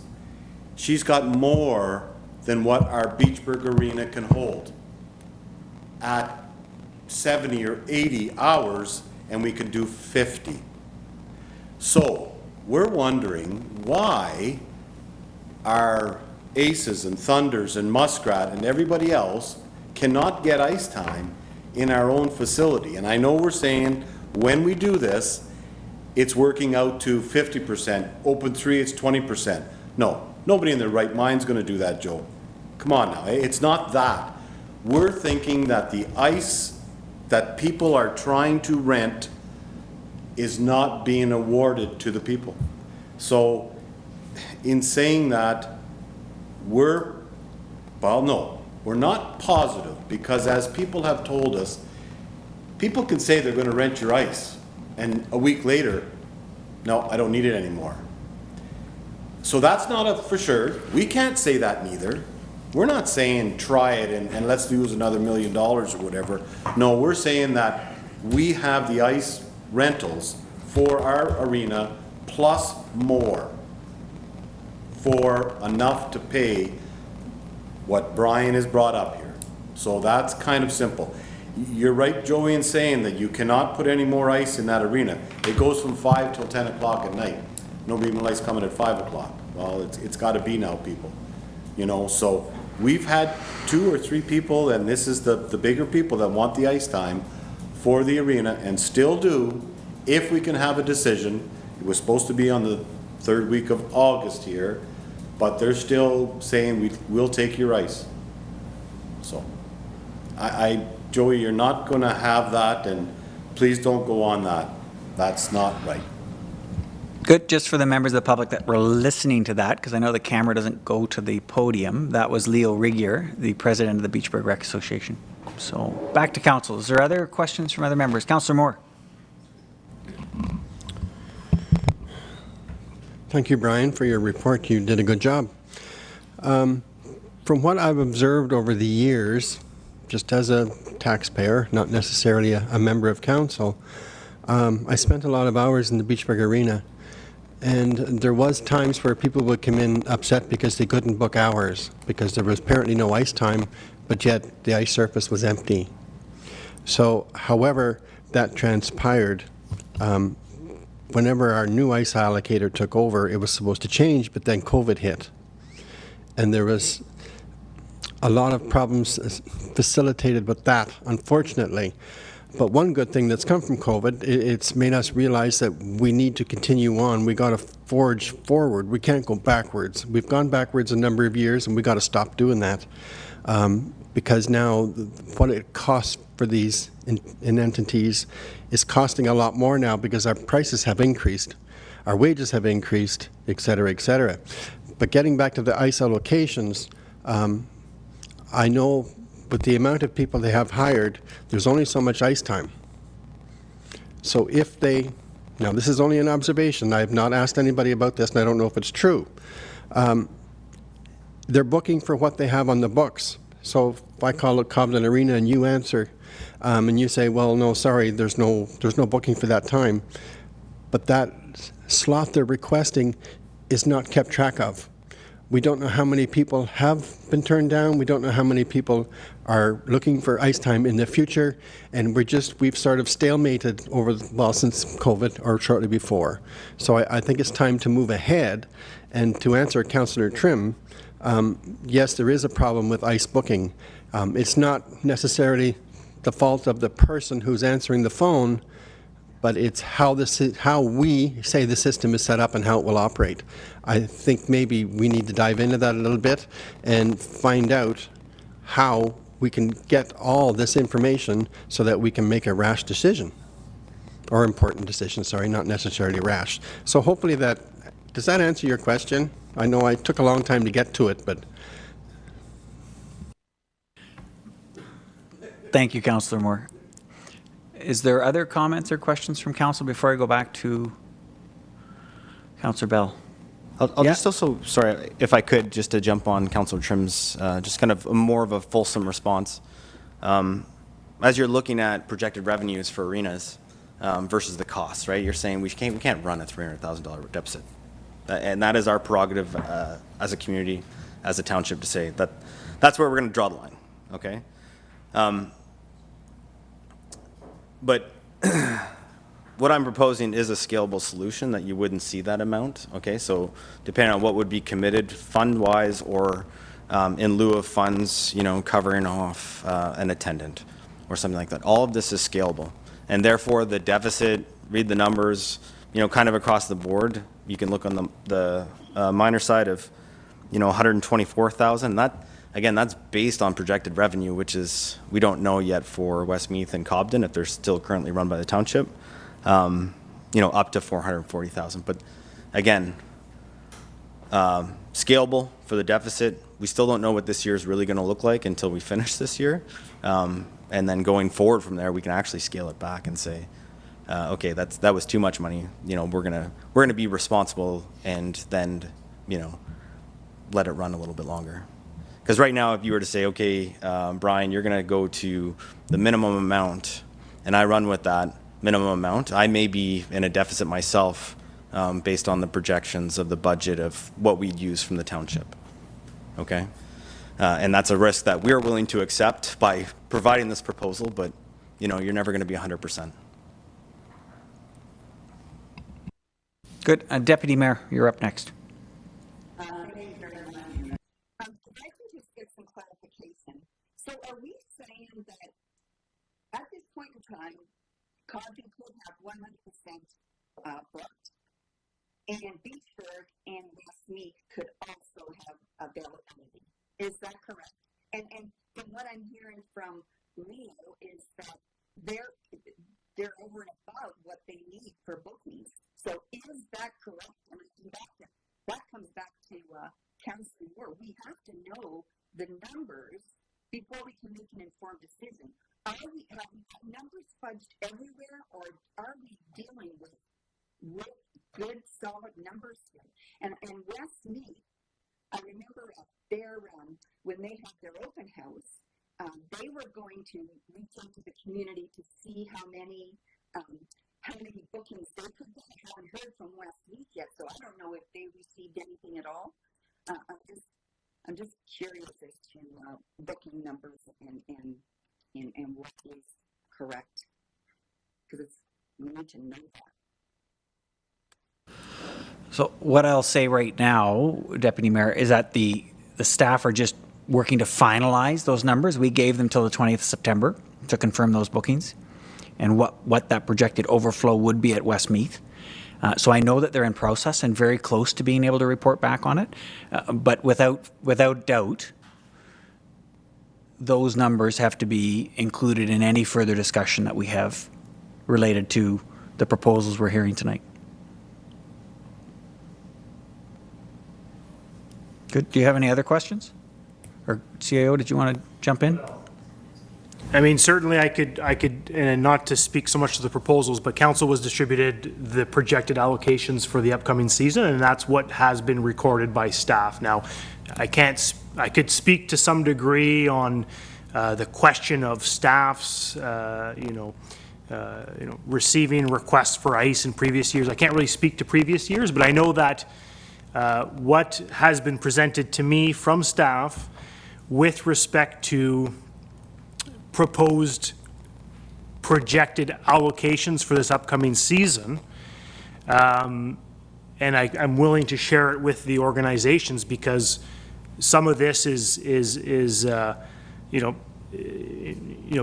if the council chooses to run one facility, they could utilize this list as it pertains to potential users. But based on what we have to date, which is not finalized, we haven't signed user agreements with all these parties. We've merely just finished the Muskrat Minor Hockey, which is our number one priority to provide ice.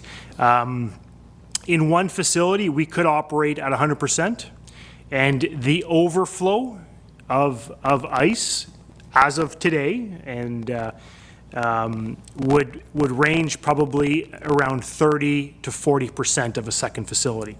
So I have noted here 22 to 40% is the projected allocations in a second facility. So, I mean, I'd be glad to have a conversation with the organizations for sure. I think the budgeted $85,000 of revenue would represent in a second facility, so the 170 in one facility that we're operating at 100%, 100% of one facility would represent about $170,000 of revenue or slightly more. If we operated a second facility at 30 to 40%, it would account for that $85,000 more or less. So, I mean, this most likely budget for revenue that's presented here is probably generally accurate for the revenue piece, but we're still at 100 one facility, 30 to 40% a second facility based on the people that are calling us, that are calling our allocator, our coordinator in the Parks and Rec department. So that's where we stand today. Certainly it'll get updated as we move forward and we secure these rentals. So certainly glad to share that with the groups, and it's been shared with council over the weekend. So, yeah. I'm going to give Councillor Talbert the opportunity if she wants to, and if not, then I'll go on to second rounds. I don't know what to say. To be honest, there's so much to look at here that I need to talk to our treasurer or our CAO or Mark Bell. He's a lead on rec. I'm not a recreation person. The numbers here are just a big blur. I'm sorry, but operating 3 arenas, just looking at the books, no, we can't do that. So I'm going to have to just listen and hopefully get some information. Perfect. Thanks, Councillor Talbot. I'll go back to Councillor Bell, and I'll make a second round through those people who have a second round of questions. Councillor Bell. Yeah, I would just say to the ice allocation, like looking at it from Whitewater region as a whole, right?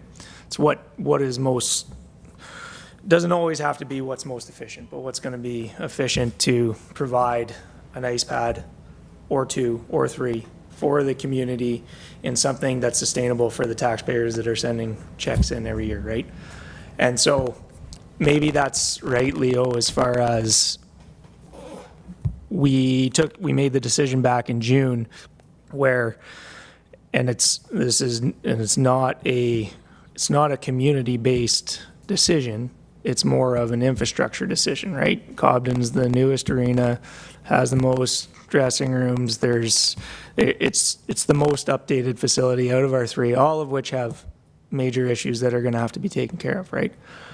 But just looking at it from a wholesome perspective, to me, it doesn't, like, to have 3 arenas, if everybody gets to, or if everybody is afforded the opportunity to rent ice in whichever facility that you want, the township can't look at that and say that's an efficient means of having 3 facilities at 40% or 3 facilities at 50%, even if we could, or let's say even 3 facilities at 60%, right?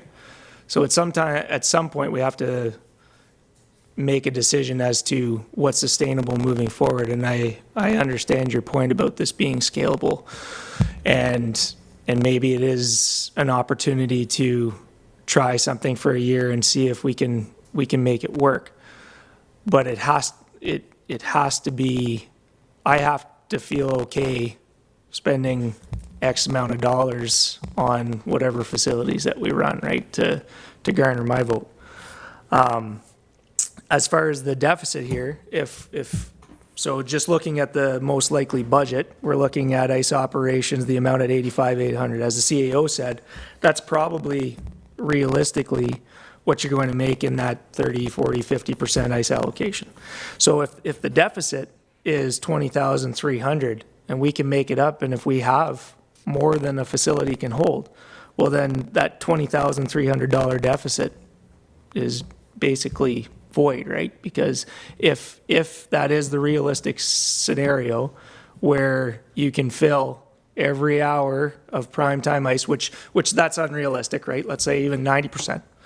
So then that $20,300 is no longer a deficit, it's a little bit of a surplus, and it just basically looks at the township covering the costs of the building, which they're going to be, the township has to manage anyway. They're operating the building, so I would say if there's a situation where the township can operate the building the way that we would if it's sitting there vacant, and the BRA can go out and fill an ice pad and then create a surplus, like I would say that would be a good model or a good trial period for a year if that's the current situation. We just have to decide whether that's realistic, right? And so I would like to see where the bookings that you've accounted for as far as in your numbers to get that picture, because I haven't seen what Jen's been able to garner, right? But all I can go on is the allocations that we have here. And So, the bookings, I think Jennifer has sent them to yourself, Ivan. That's what I'm going by too. And I'm just going by what the people are calling in and saying. Rightly so. Sorry to interrupt, Leo. Council does have a copy of Jen's sheet. Okay. Yeah, so they know it's 57 hours plus 4 hours, or 2 hours a week for the school. Yeah. It's all broken down, so Okay. they do have that breakdown, and and cross-referred with what we've already been booked. Okay. So it's going to come down to, I think what the CAO had mentioned earlier, it may be worthwhile putting those two heads in one room and going through that list. Only because we don't want you to have false expectations. Well, right. And we don't want to say, hey, we missed 50 hours. Like that's a lot of hours to miss a week. Yeah. 1,300 a year. Like that's a huge amount to miss. So, if Mark is okay with this, all in favor? Sign here. Anyway, please, and you're right, Ivan, in saying, about the ice allocations, like, these people are saying they're booking, they want to book with us, okay? But if they're not, and if they've already booked someplace, we need to know that 130% to say, okay, we only have now, instead of 50 hours, we got 25 hours. Still, that's okay, for that part. Our biggest problem is that we're getting kind of told that maybe the ice allocation isn't right. So when we went out to people, that very night, people were calling in about ice time, rentals in Beachburg, if it was to open. Couldn't believe it, okay? And I talked to the people personally too, the people that booked the ice, not leaving it second or third hand. I talked to them personally. They said, there's not a problem in the world. Are we taken away from Cobden? Nope. We've already got our ice allocated in Cobden. Okay, we want more ice. Okay, there is a gentleman sitting here that wants more ice and hasn't been able to get it just yet from Muskrat, from the Cobden, Beachburg, Westmeath. They haven't been able to get it yet. Haven't even got responded back to say, we can give you that many ice hours, and this gentleman runs programs for kids, skating and whatever, for that very thing, so they did come out, I think you guys probably know, but they did come out with them, the little 5-year-olds, they don't even have enough sweaters for them. They had to open that up farther. There's 50 kids signed up for them, 6 and 5-year-olds, for the Timbits to learn to skate. And, we would basically have to put them all in 1 hour, split up the ice that way, but that's just, not enough. So, anyway, the only thing that I'm thinking right now is that we definitely need to sit down and figure out that the 2 ice times are not being, oh, I'm taking from you or I'm taking from you. No. And also, we've always said, we do not want to get into a squabbling match or a peeing match with our partners in Westmeath or Cobden to fight over that. The only thing is that the ice allocations that we said, okay, let's take the bookings then through us and give them to the township. Rightly so, maybe there has been stuff lost or not done maybe properly, but that's nobody's fault, but in a sense our own, that we're not doing it the right way so people can book ice. If we have them ice people out there wanting to book ice, why not? You know, book the ice. Why, don't send them to Eganville's and places where they can't get them right now. And, you know, big thing was Renfrew when it opens. Well, Renfrew's not open until February now, their second pad. And they were never taking ice away from Cobden, Muskrat, our arenas. So, thank you. Good. Well, I know we had one more question here from Councillor Trim, and then I'm going to ask the WDRA to come up and take questions. So, Councillor Trim, you had a hand up before Councillor Bell there. I did, but Councillor Bell pretty well covered it with his question. Good. So, Beachburg Rec will take a break. And WDRA, up to the mic, please, and we'll just see if there's any questions or comments from council.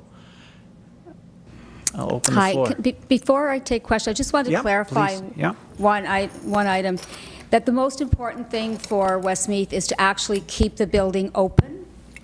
We would like to see an ice surface, but our most important thing is to actually keep the building open as well, the hall as well as the arena part.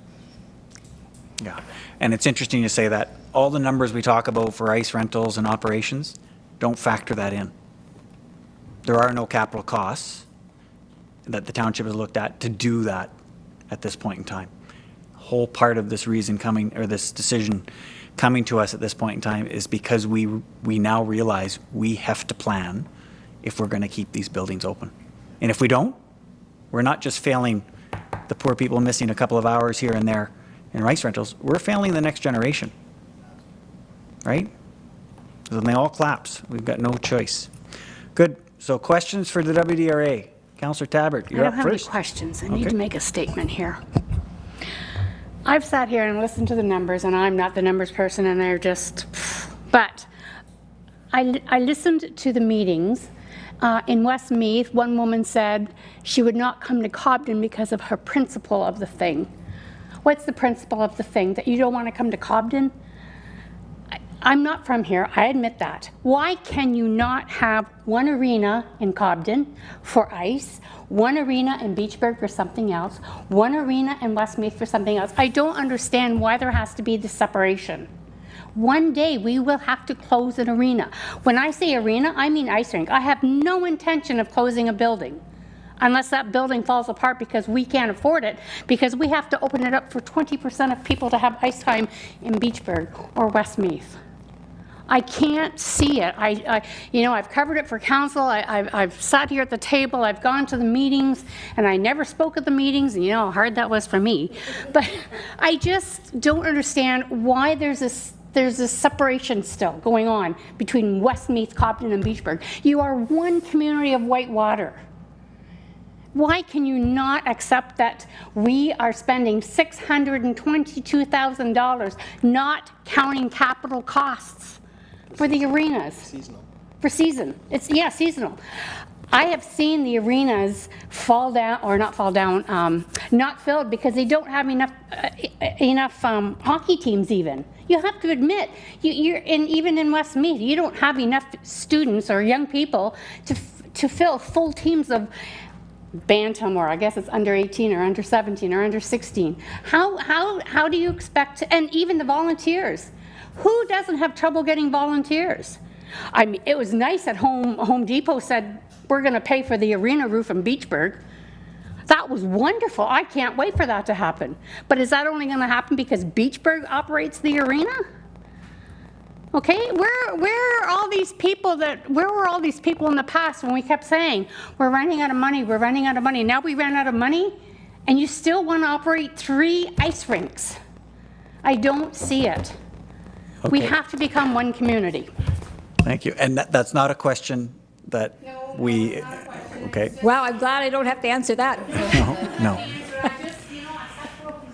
Okay, but comments are applicable. Good. So I'm opening the floor to the WDRA. Any questions for the WDRA? We'll start with Councillor Bell. And then I see Deputy Mayor. Hi, Brandon. Yeah, to the point that you just made, I think you've made it quite evident in the document that you presented us that the ice is one thing, but the emphasis has to be on keeping the arena open, right? Now I do realize, there's the one point that in the recent past, reports by WDRA provided the report to council, everything to follow that. And those plans haven't been prepared. So from the Westmeath Recreation Association's perspective, or from your perspective as the president, if the township were to take on or to look into the repurposing of the arena starting today, pass a motion, say, we want you to come back with a report, look at our options, try to facilitate something in the next 12 months. Is that something that the Westmeath community would be receptive to, noting that it's not that the township wants to close the facility, but want to provide recreational opportunities? It's just not necessarily going to be in ice operations. Is that something that you think the community is looking for? I do believe the community is receptive to that. The one thing they are asking is that we could have some time that we could at least open our ice for part of the season this year, for the 23-24 season, to lessen the blow and to give us time to work on that plan and to work with council and to look at other facilities to move forward. And we've looked and talked about many options of having a shorter ice season, or even looking at natural ice for a couple of months. But I think it's crucial for us to have that open in some capacity this winter, to show good faith and not to lose our community and the momentum. And yes, there is a shortage of volunteers. And the one bright light in this for me is we have had volunteers come forth that have wanted to sit and work on a proposal. We haven't seen those people before. These are new people that I hadn't even met before. So there are some young retirees and folks that are really willing to come forward. And our demographics in Westmeath are a wee bit different than the others. And so we want to look at our facility to suit everyone.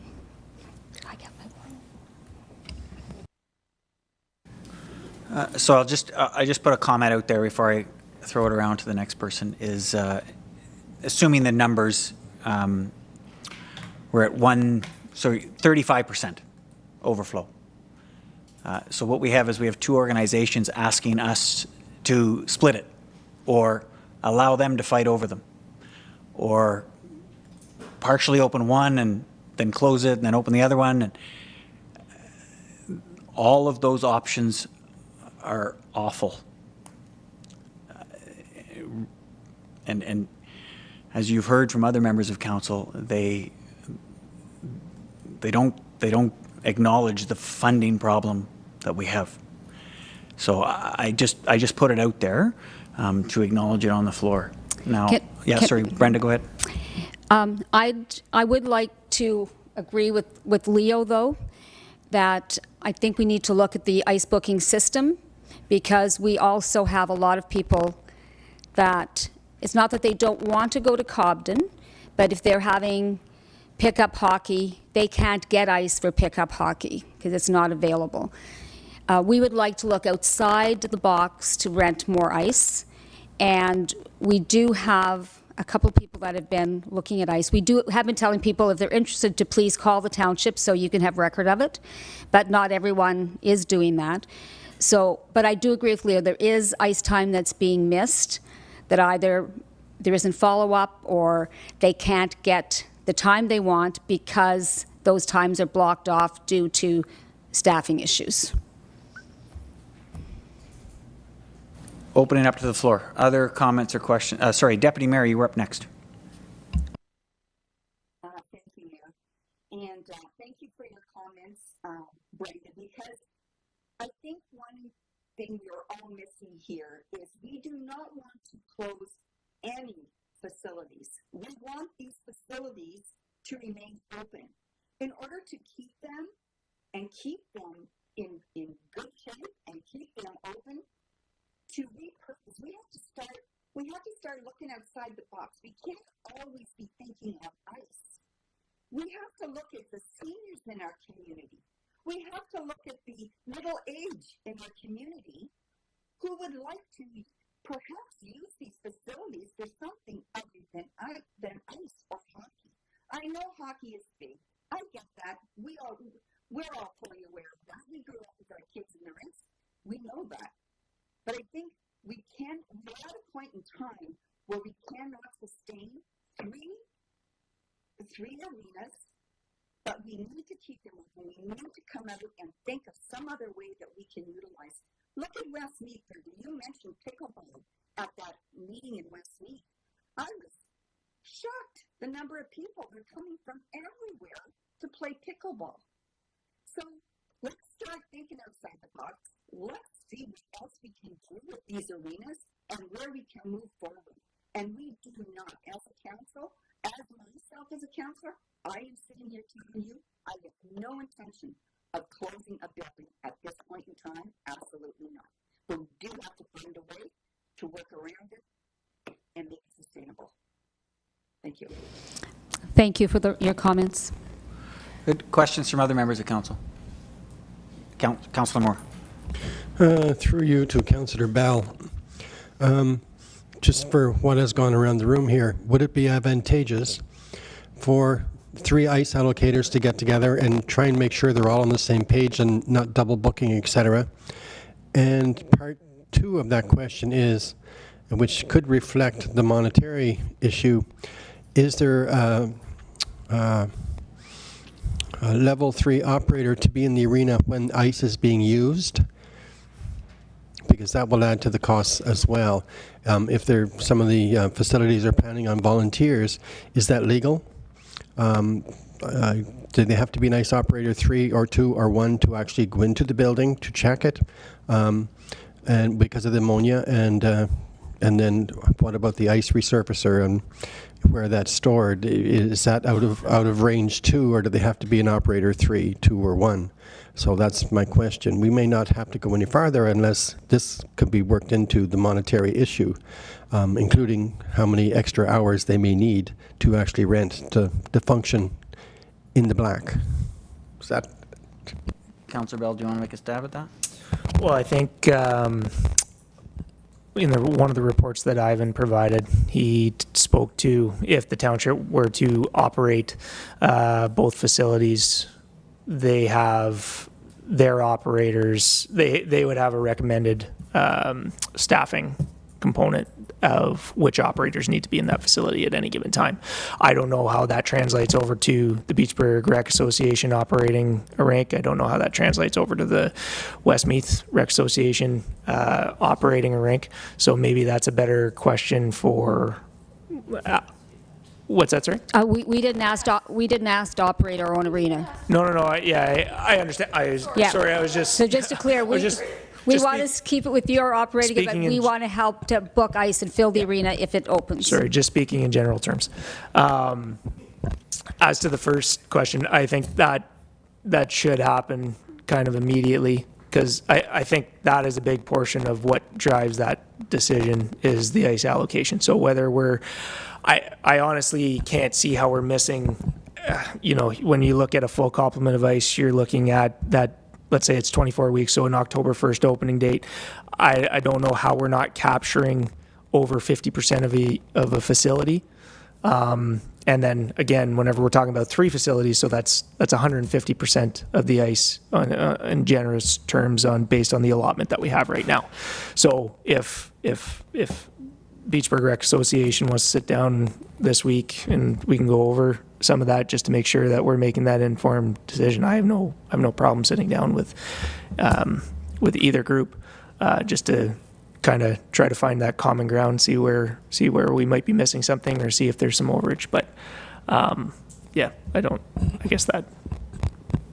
Yes, if you can do that at the same time, though, somebody has to make the decision. If there's an ice level 3 have to be in the building, are you bringing them from Cobden to Westmeath for 2 hours of rental, 1 hour of rental, 8 hours of rental? So, Councillor, I'm just going to hold you back on that how you one. set up the schedule. Yeah.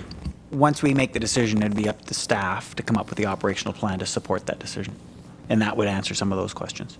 So I'll get you to hold on to your idea because we're going to keep going with questions here. So just to kind of touch on what you were saying, going back to ice allocations, nobody knows how many ice rentals that we are losing because nothing's been kept track of when somebody wants it for a birthday party or something and it's not available. So those are also the unknown, and so a lot of the pickup hockey and stuff. So just being a bit of a devil's advocate here too, that there are a lot of unknowns, and I do think that getting ice allocators, people that have been actively trying to sell ice together and see if it's been booked through the township and we're double looking at the same numbers, because we know there's also people that have called in to book ice. We also have a couple of people that have actively been recruiting and looking for ice, and they're new bookings. They're not people that are booked anywhere else. So it would be prudent, I think, to get everyone together on the same page and do that.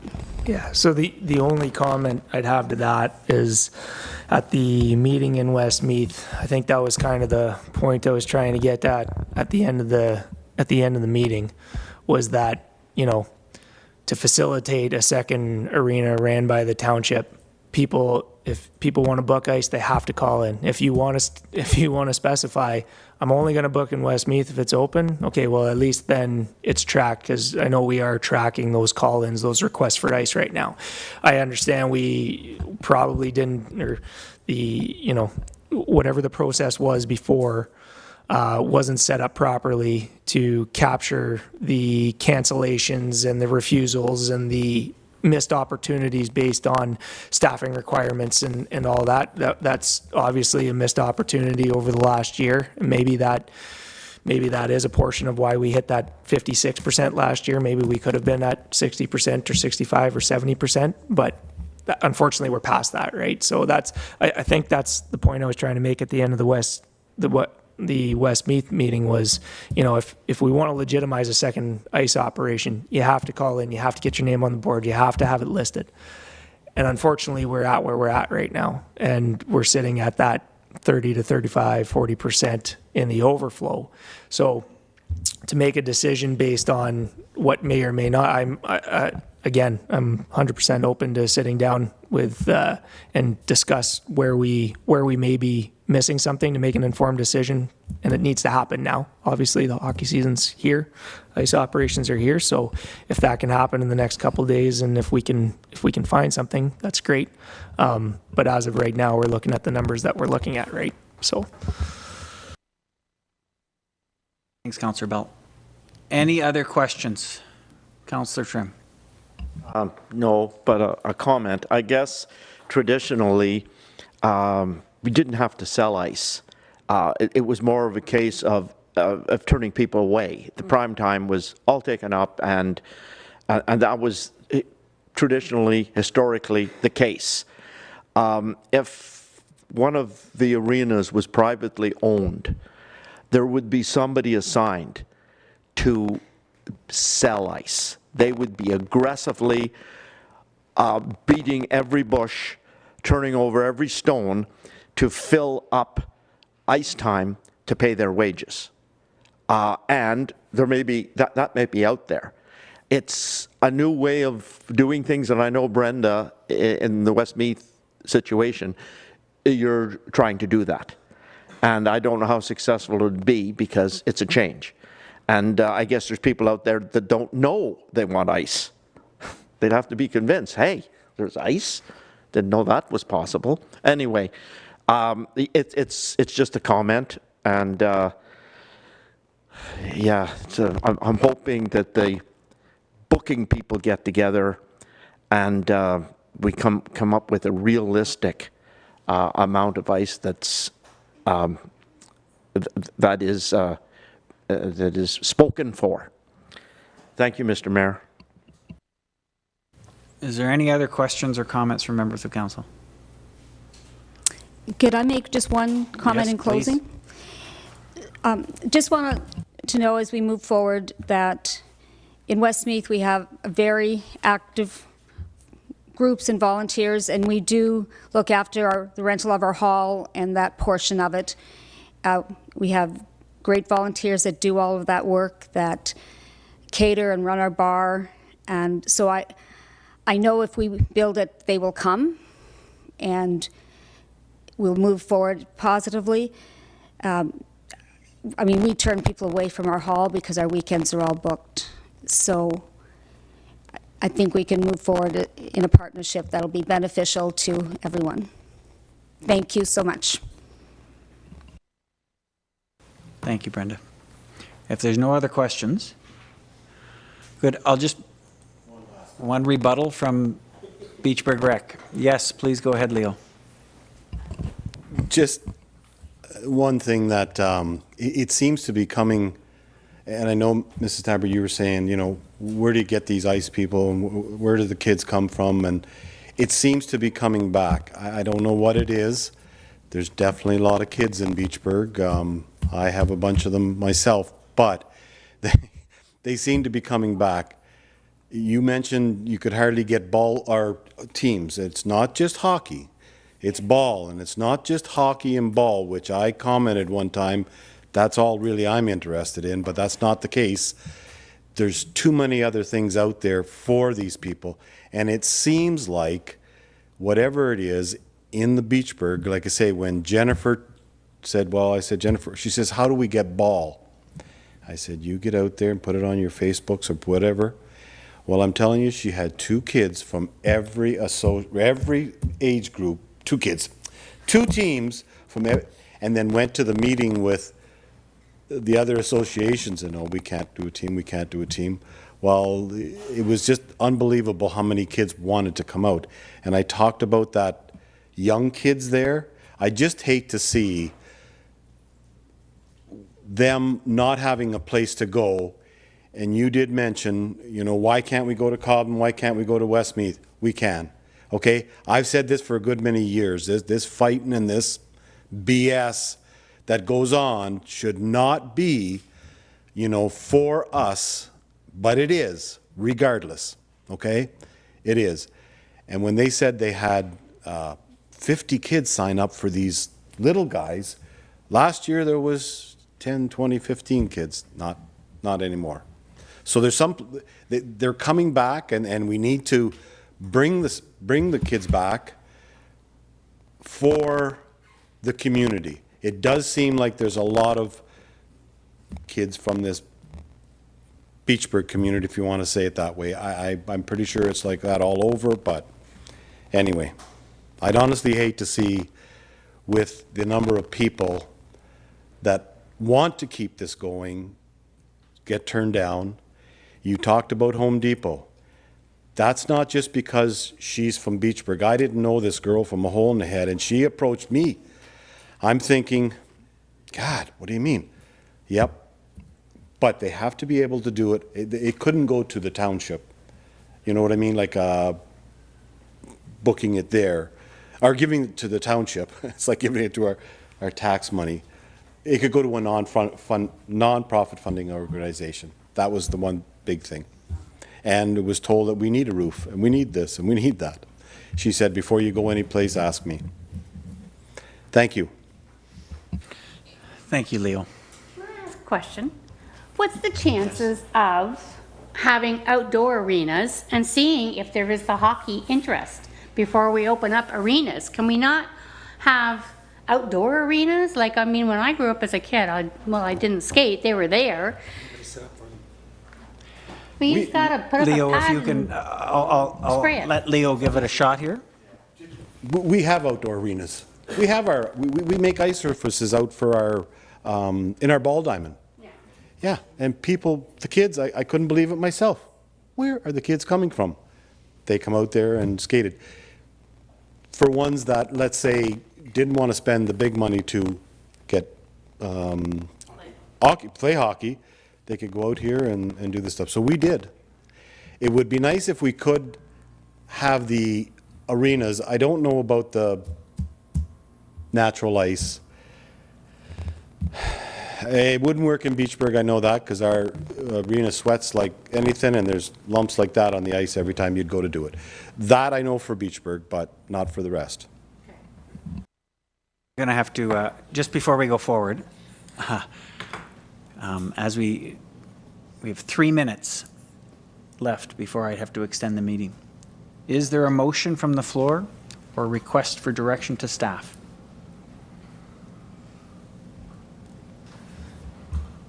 Councillor Bell. So this is a little bit off the cuff because just with the conversations tonight, so I don't, the first comment I guess that I would make is if the rec associations want to meet with me to go over the hours that you have so we can definitively say this is what we have on the books, this is what I'd be willing to do that over the next day or two. With that conversation or with that meeting occurring, I think it'd be prudent to motion that we probably come together next week again to make a final decision on the arena operations. I'd like to get an official report from the staff as to where we're at for the ice allocations right now for the 23-24 season.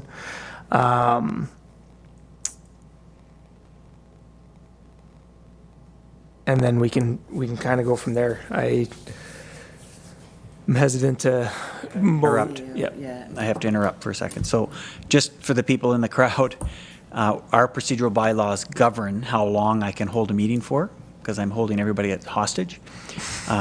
So we have it until 6 o'clock. Therefore, for us to continue this discussion, I have to ask for a motion on the floor to extend the meeting for 15 minutes, let's say, to get through this discussion there. So a mover and a seconder to extend the meeting. Okay, so moved by the Deputy Mayor, seconded by Councillor Tabbert. Due to the procedural bylaw, I need at least 2/3. Yes. So all in favor? And I have unanimous. Okay, so we have till 6:15. Councillor Bell, can you just repeat what you said and we'll go I from think there. maybe try to clean that up a little bit. But just listening to the presentations tonight, we have the Beachburg Rec Association that would like to operate based on, with some sort of financial support from the township. Westmeath Rec Association is not interested in operating their own ice surface out of the Westmeath Arena. So from my perspective, it looks like BRA wants to operate their rink. Westmeath would like, their proposal is basically for the township to go ahead with the operation of a second ice pad. So just to take into consideration what we've been presented with tonight, I would move that we come back next week at a time that's convenient for a special meeting just to consider these based on a report on the ice allocations that we have this year and reconvene and make this decision because we're running out of time. So, CEO, any comments on that? Just before I get a seconder.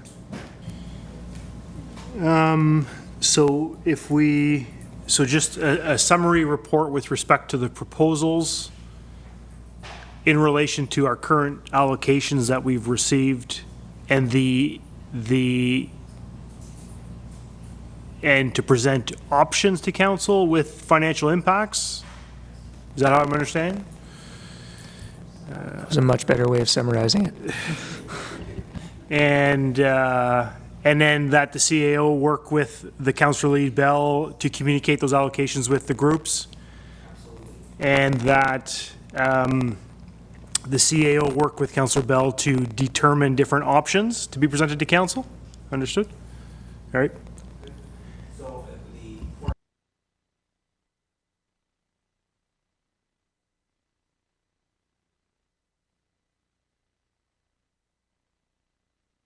Yes, it is.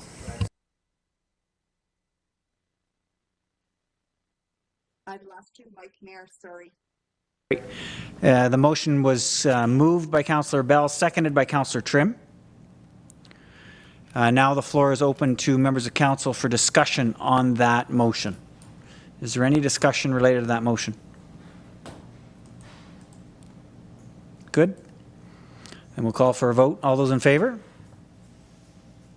And it's carried. Good. CEO, you're looking at me. I missed a step here. Good. That concludes our meeting tonight. We are adjourned. A motion to adjourn? Do I need a motion to adjourn? No. We are adjourned at 6:03 p.m. Thank you.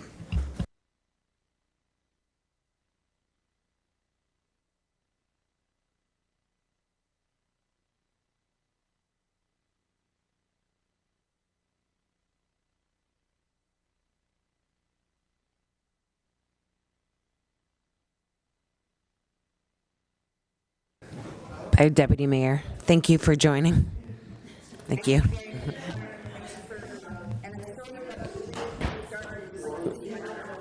No.